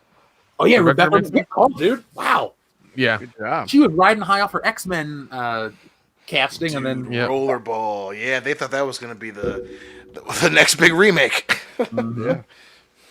Well, yeah, and I actually watched the old one recently, and I was like, the old one's fucking awesome. This It's really way is better. Fucking It's way horrible. better. So our friend Legato Starwin, thank you very much. He says, Jeff, check out a manga series called Chainsaw Man. Would give One Piece and Spawn a run for his money. Can't recommend it enough. Well, Legato Starwin, thank you very much. And I have the taking a picture. Folks, by the way, if you could do me a favor when you recommend anime and stuff like this, if you could tell me where it is currently. So Legato Starwind, I'm not asking for another super chat or anything like that, but like, so if next time if you have recommendations, say it's like on Crunchyroll or whatever, because then I'll know where to go, because we have most of the streaming, not most of them, but streaming services at our disposal. So if I know where it is and I see the app, next time I'll go, oh, Legato Starwind recommended this. So if I see the app on the TV, I'll jump into the show more likely. So folks, any recommendations, just let us know where we can find them across the board. Anime, manga, I mean, I know I can go to a bookstore and buy this stuff, but if it's streaming, let us know. We'd love to check out your recommendations. We already read Mr. Tickle Trunks, but he responded with a follow-up. He says, I get that a lot. I don't doubt that. Dude, for a second we had 666 watching. Damn. Great. Mark of the Beast. Yeah. Our friend Blue Marvel says Gina has the taco and I have the beef. Nutty Professor reference. Let me put my beef in your taco. Was that Chappelle was in that movie too? Shit. Yes, he was. Yes, he was. Yeah. Yeah, he was. That was a great movie. Wheezy Bird, thank you very much for your generous super chat. He says Jody's Corner has a video of the Schmodown crew, primarily John Roca, talking about eradicating homeless people. Glad we get called bigots by these folks for not liking Star Wars. Wheezy Bird, I'm gonna look into this a little more. You clearly know how I feel about Collider and all that stuff, and it is kind of funny how this show, we make fun of stuff, but what are we most known for? Oh, you didn't like The Last Jedi. You're a terrible person. Holy shit, I didn't like a fucking movie and all the stuff that went on. This is talking about eradicating a life. Yeah, it's no big. No. They're okay people, but you know, our alt-right podcast, We Hate Star Wars, you motherfuckers. It's like, okay. We've never once called for eradication of anyone, let alone the homeless. So you can't pin that one on us. Yeah, we don't like a certain type of movie. Damn, we're horrible people. Holy shit. Yeah. As they say, the worst. So we also had our friend Liquor Jim. Again, thank you very much, Liquor Jim, for all the postcards and everything. He says, with his generous super chat, he says, for anyone looking for a great comic with world-class art, check out Haikyo. The campaign for this graphic novel is now live on Indiegogo. That's the Billy Tucci book, correct, Liquor Jim? I've been seeing, I know Billy Tucci's artwork, so it's not like, oh my God, I saw this artwork. I knew he was getting a book like this, or putting out a book like this. A couple people had talked about the campaign, so I'm going to make sure that I check it out because I just like the guy's artwork, and he draws great-looking women, and she is an older property that came out in the 90s and is making a comeback. So, folks, the internet is good for so many things, including bringing back your old favorite franchises. So how do you let Hollywood and creators know you want more of it? Just buy it, and everyone will know. So if you're a fan of this kind of stuff, well, make sure you support out She by Billy Tucci. And while we're talking about comics, make sure that you guys are signing up for the Fandom Menace cover Indiegogo with a painting by Anna, that Star Wars girl, artwork by me. And the project is linked. So we'll be talking about that later on down the road. I'll be dropping the link in the chat in a moment. So, folks, also while we're dropping links, let me drop one over to Jesse's stream because we're going to be over there in just a couple of minutes. She's getting set up for Thanksgiving here, and I guess we're going to be prepping on family. Yeah, family is right, dude. Vin, thank you, brother. I literally just waved out. Fuck, what am I doing right now? You waved at the car that went by? I just fucking waved to the car that went by like I knew who it was. Hey. I am so embarrassed right now. You were doing too many things at once, Jeff. Calm down. That is so funny. Hey, man, you ruined my fucking podcast. Hey, family. Hey, family, brother. Speed limit, though. Speed limit. We want you to be safe out there. So I think I know they're going to go with outer space for the next one to end the franchise. Isn't it funny that you get a franchise that starts out with Vin Diesel, you inject it with life by introducing The Rock, and when you want to kill it, you bring in John Cena. So what? Damn, right. You ain't lying. Hold on. Didn't Transformers do the exact same thing? Yes. Dude. Is John Cena a more buffed up Mila Jovovich?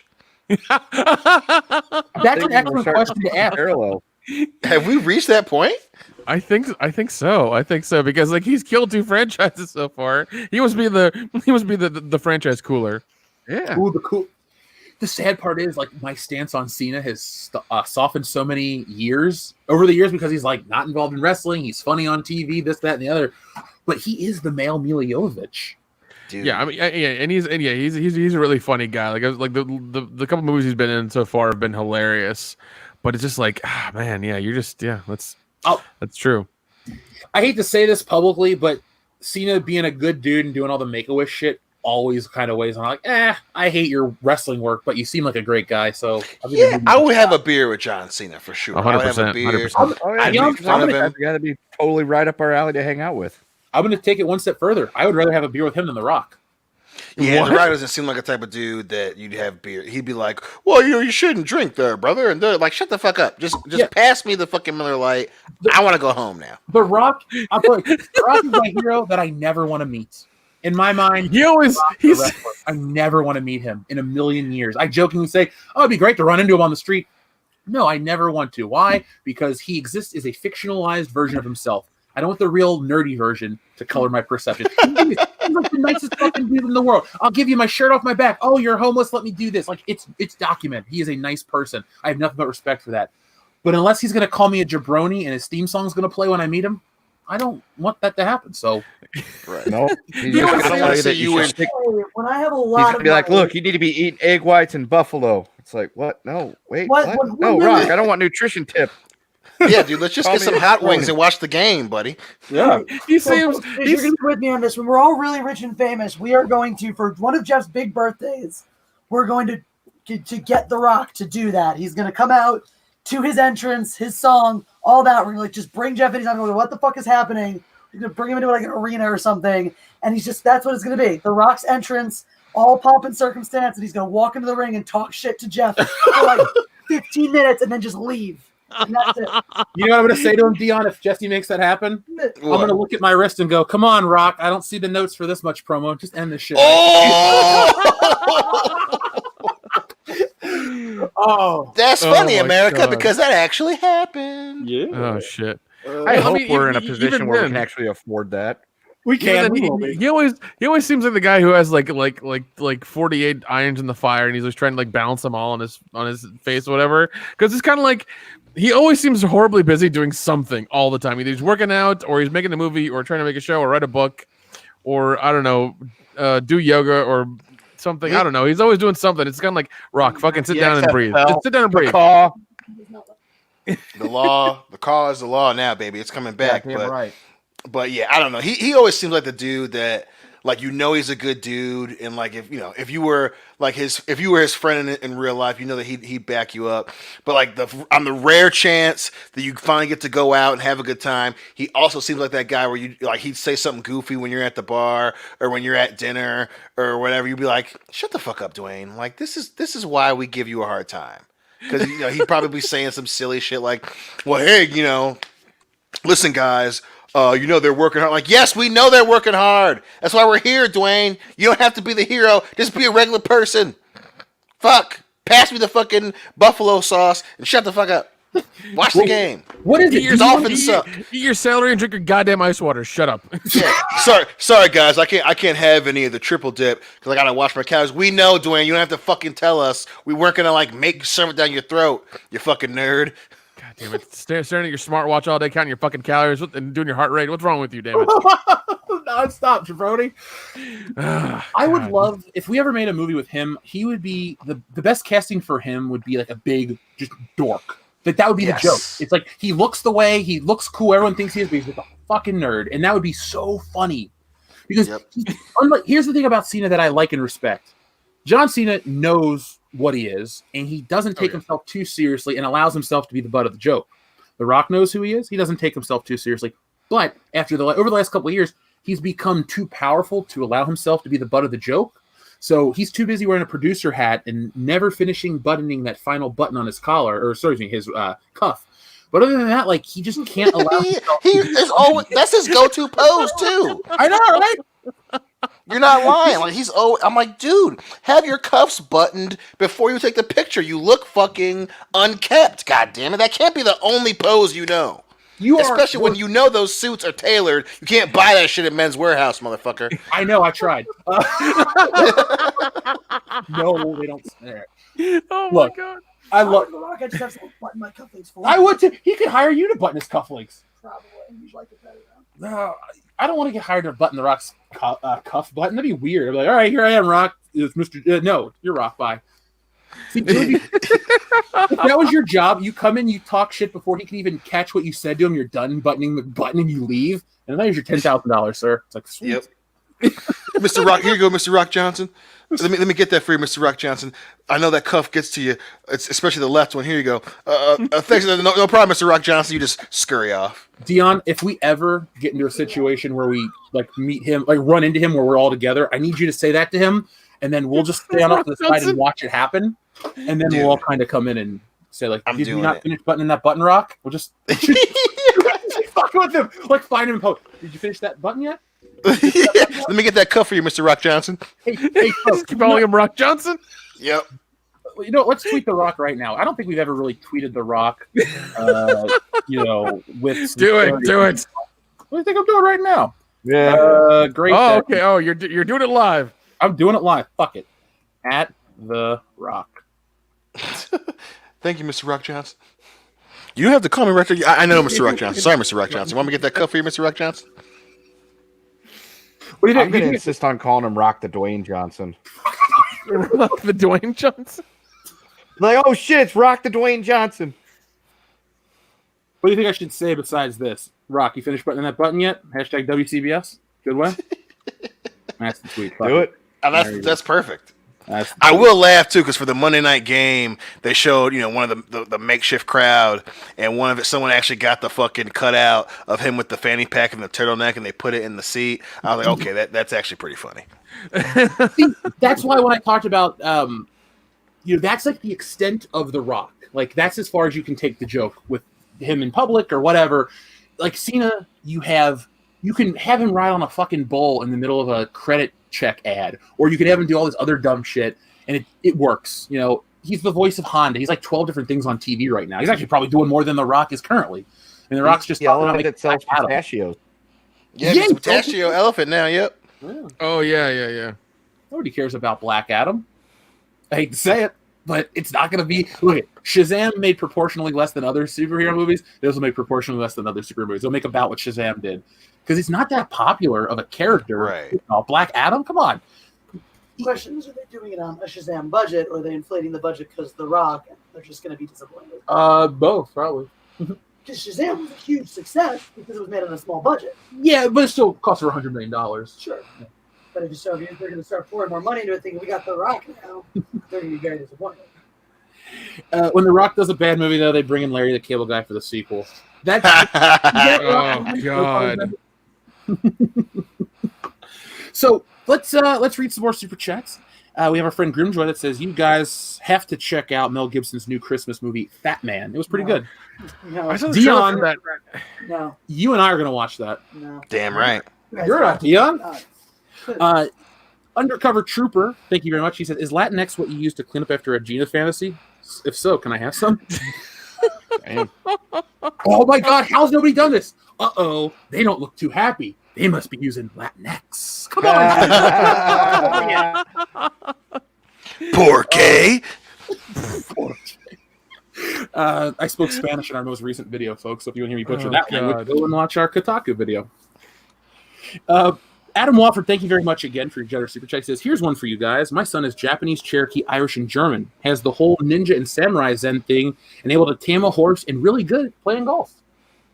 You can also track Alright. track a deer or something if he needs to. So I don't know. Yeah. I think, Adam, it's safe to say your son pretty much covers the whole spectrum of everything. Like, he can do this, he can do that. Yeah, if the world shuts down, you're set. You're fine. You're fine. So that game, like Days Gone, Horizon Zero Dawn, and what other open world, like post-apocalyptic things. So, Adam, what I'm trying to get at is if the world goes to actual shit, like in those video games, like in those zombie scenarios, I think you're going to be safe.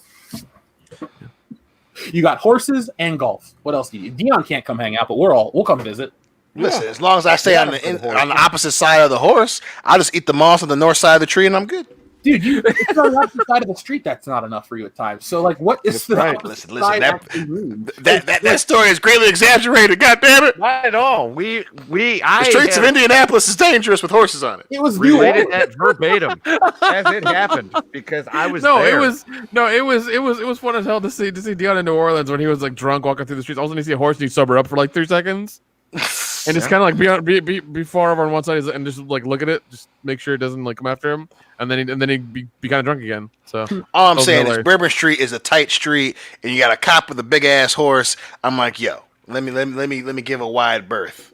Yeah, They because canceled that horse looked so jittery with all those girls posing for pictures with it. oh god, That was actually pretty funny. yeah. They canceled Fat Tuesday for next year already. Oh, Is it like, did it send out some tweets or something offensive like that? Yeah. Fat Tuesday said some racist shit about Creoles. It was real fucked up. Oh god, yeah. Their whole celebrations like because of the pandemic. That's why. But they're like, like the streets like locked down for that time. Like you can go party in bars and things like that, I guess, but you can't do it in a giant crowd walking up and down the street. We can all be together in a bar. So that makes sense somehow. I don't know. Louisiana logic. Louisiana fast. Logic. Wanderer says, y'all see the new Animaniacs? Pretty good, but a bit heavy on the political stuff, and there are some slight character changes to Yakko and Dot's characters. I have not. We did cover how they made fun of Johnny Depp on The Hangover on Patreon, folks, so you can check that out. But that I haven't watched it. I don't really have too much time, but I do want to make a video after I watch it for other reasons besides the political stuff. When you dust off an old property, there are certain things you got to do, and I will see if this does it right. They try it with Halloween and Star Wars, and it doesn't work. It has to feel like the property they're bringing back. Oh yeah, what is it? Scream 18 just got done shooting, so that's gonna happen. Oh, thank God, dude. good. Nev Campbell had a free afternoon, huh? Yeah, I don't think she's doing much anyways. Well, Party of Five. She's got a lot of free afternoons. Oh, God, dude. Most afternoons of her life are going to be free moving forward. Jeff Campbell. Jeez. Our friend Etepicoid's place to be review says, a Polish, Russian, Ukrainian, Hebrew, Egyptian? That sounds like a... I don't know if one person could actually handle all those mixes. Oh, Yeah. God. I just want to go to that restaurant now. As long as you can shoot good videos, I'm all for it. Did you see earlier in the chat, people were like, man, that picture of Gina Carano, she looks just like Lisa Ann. I'm like, if that was Lisa Ann, Dion wouldn't be on the air right now. He had a heart attack. He would have just turned, and then that's it. Or you be hearing this on the fucking microphone. I would puke on the air. So, the audience from your fapping noises, I just bombed it repeatedly for hours. Yeah, all that happened. You'd hear two faps, and then there'd be the mute mic thing on your picture the whole time. It's just like, nope, we're just gonna keep muted the whole His time. connection must have dropped. Yeah, until he messages us done, and then we might let him back on. Man, she really put herself in that Sarah Palin role. Here's my reaction to Dion if he started fapping on air. I took the father's fake puking up, and then I went to this movie theater, took the puke in my jacket, climbed up to the balcony, and then I made a noise like this. So Dion, could you just, for humor's sake, say the words "fat fap"? Fat fat.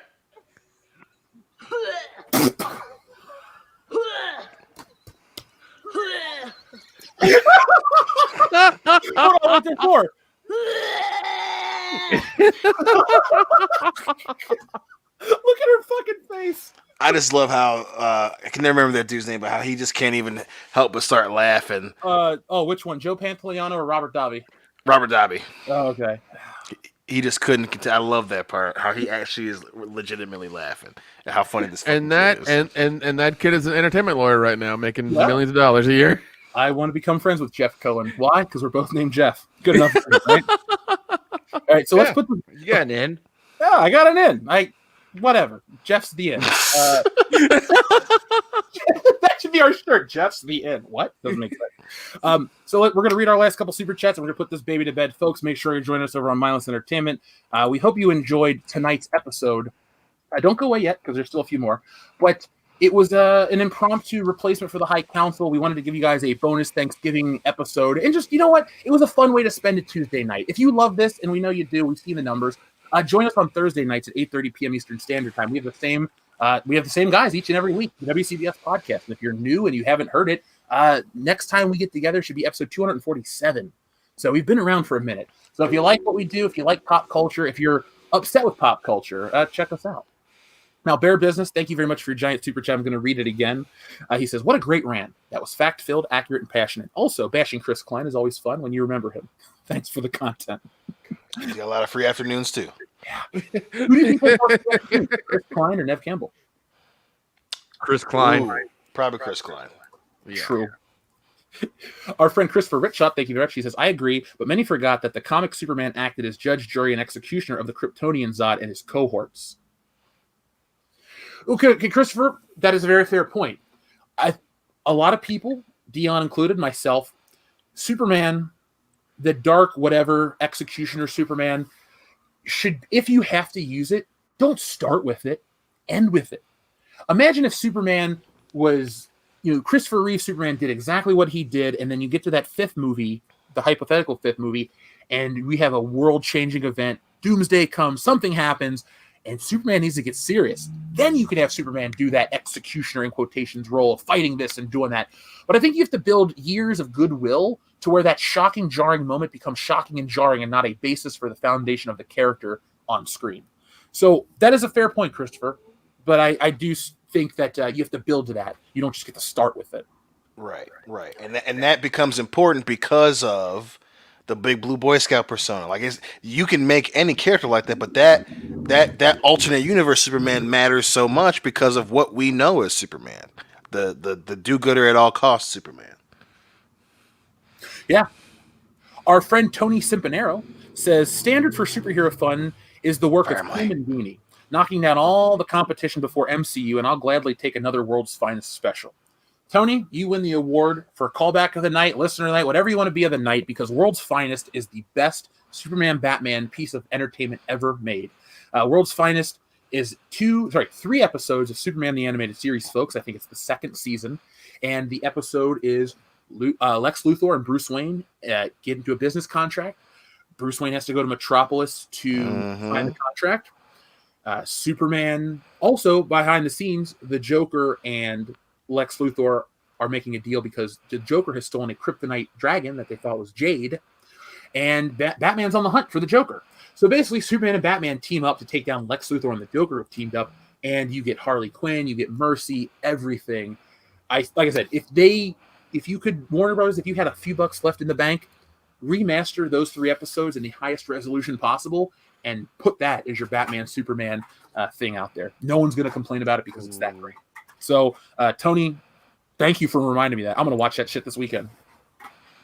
Jack White says, Jeff, get the Viz Media app on the App Store. You pay $2 a month and you get access to series like One Piece, Naruto, Black Cover, and Rurouni Kenshin. And our friend Legato Starwin says you can read Chainsaw Man on the Viz app. So I am going to go download the Viz app because it's $2 and people recommend it. So because of Jack White, Legato Starwind, there you go. Thanks, guys. You got me the Viz app, so I'm going to check it out. Taking a screenshot, getting the app downloaded. Boom. Viz manga, direct from Japan. So thank you very much, guys. Again, thank you to everybody. Now, our friend TLJ Screwjob slid in under the wire, but he's here tonight, folks. So let's say hey to TLJ Screwjob. He says, binged all the Rambos over the weekend. Favorite was 1. Best was the shoebox monologue at the end. What's your favorite scenes in them? Dion. Ken, you go first. You're a Rambo guy as well. Favorite Rambo film, and what's your favorite scene from a Rambo movie? Favorite Rambo film is the first one, and my favorite scene in the Rambo movie is when they keep showing him and he keeps yelling and like shooting things and they explode, and then he's in the helicopter. Wait, no, that was UHF. Fuck, I don't know, dude. Favorite scene in a Rambo movie? God, that's really tough. In First Blood, when he's in the cave, and he's essentially trying to navigate his way out of the cave, and all he has is like the makeshift torch he made for himself and all that stuff. That whole sequence to me is really super cool. favorite scene from a fucking Rambo movie. It's too hard to decide. I know. Okay, so in Last Blood, all right, I'll say this just because it's the most recent one. In Last Blood, when he booby traps around under his basement, and there's like this like swinging like knife thing, and this dude comes in there, and it just like guillotines his head right off. That was pretty fucking cool. Nick, same question to you, sir. First Rambo, it's been a while since I've seen all of them before, so I couldn't say my favorite scene. Fair enough. Dion. Favorite is part 2.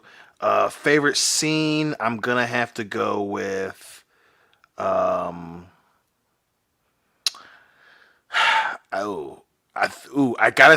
know what? I'm gonna say my favorite scene is in First Blood, when the sheriff is going after him, obviously after the sheriff's starting to go crazy, and he pops up out of the bushes with the knife on his throat, and he goes, "Back off, or I'll give you a war you won't believe." And then he just fucking, and then he leaves him, because he walked into that booby trap, and he leaves him, and then the sheriff opens his eyes and realizes he's gone. That's probably my favorite scene in all of them. Excellent choices across the board. I'm going to go with Rambo 4. So Rambo is my favorite one. And most people say, how would you say that, Jeff? I always love the stories of the guys that come out of retirement and can prove they can do it one more time. Stallone's the king of that.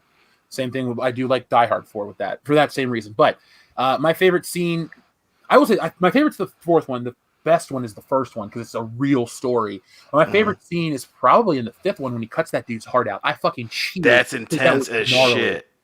Yeah, Jeff, that part is intense as fuck. He takes a knife, he stabs the guy in the chest, he just fucking carves out his chest on screen, and then rips out his heart, and he crucified him to a wall first. Okay. It's fucking awesome. Like, John Wick and Rambo are the action equivalents of Friday the 13th, where you go to see them for the kills. They're action fun movies where the kills are imaginative, and that's what we need, and that's why those movies are cheap and make a ton of money. You know what really not for me, though? What? The medical science. Of what? Sternums. Sternums are in the way. Look, nobody cares about sternums in Rambo movies. So what? Who gives a shit? It's a Rambo movie. You could anatomy doesn't matter. We just want to see it flying. You could bring anatomy into the Friday the 13th movies as well. Doesn't mean anything. But you should rewatch the scene because it's not like you think where it's like he stabs him and he goes. No, he carves through the fucking bone with his homemade knife. Earlier in the movie, Jesse goes up to a guy, he breaks his collarbone, pulls it out a little bit. Oh, like it's a violent, gory movie. It's amazing. This is the brilliant stuff. This is why Rambo is great, though. This is shit like no one's strong enough to do that with a knife through someone's collarbone. That's what makes it fun. Like, I'm on board. I'm 100%. Look, he's not. He can do whatever he wants. He cuts it like he's not. It's not like he's doing it because he's strong. He's doing it. A bone with just like a knife, like a human bone with a knife. Yes, I know how it's hard. That's why in a lot of places when people are murdered and they know it's someone professional, because a lot of people in the military specifically kill you in ways to sever bones. And I'm not saying they're being accurate to that, but that's what adds to the gore. Like, everyone knows how hard it is to actually carve out a motherfucker's heart. But when you're Sylvester Stallone doing it and he's taking forever in the scene, like, it's not like he's like bop bop bop, like he's carving through the dude's chest with this gigantic homemade knife that he made, and you hear bones breaking and cartilage breaking, and he's reaping in the dude's chest.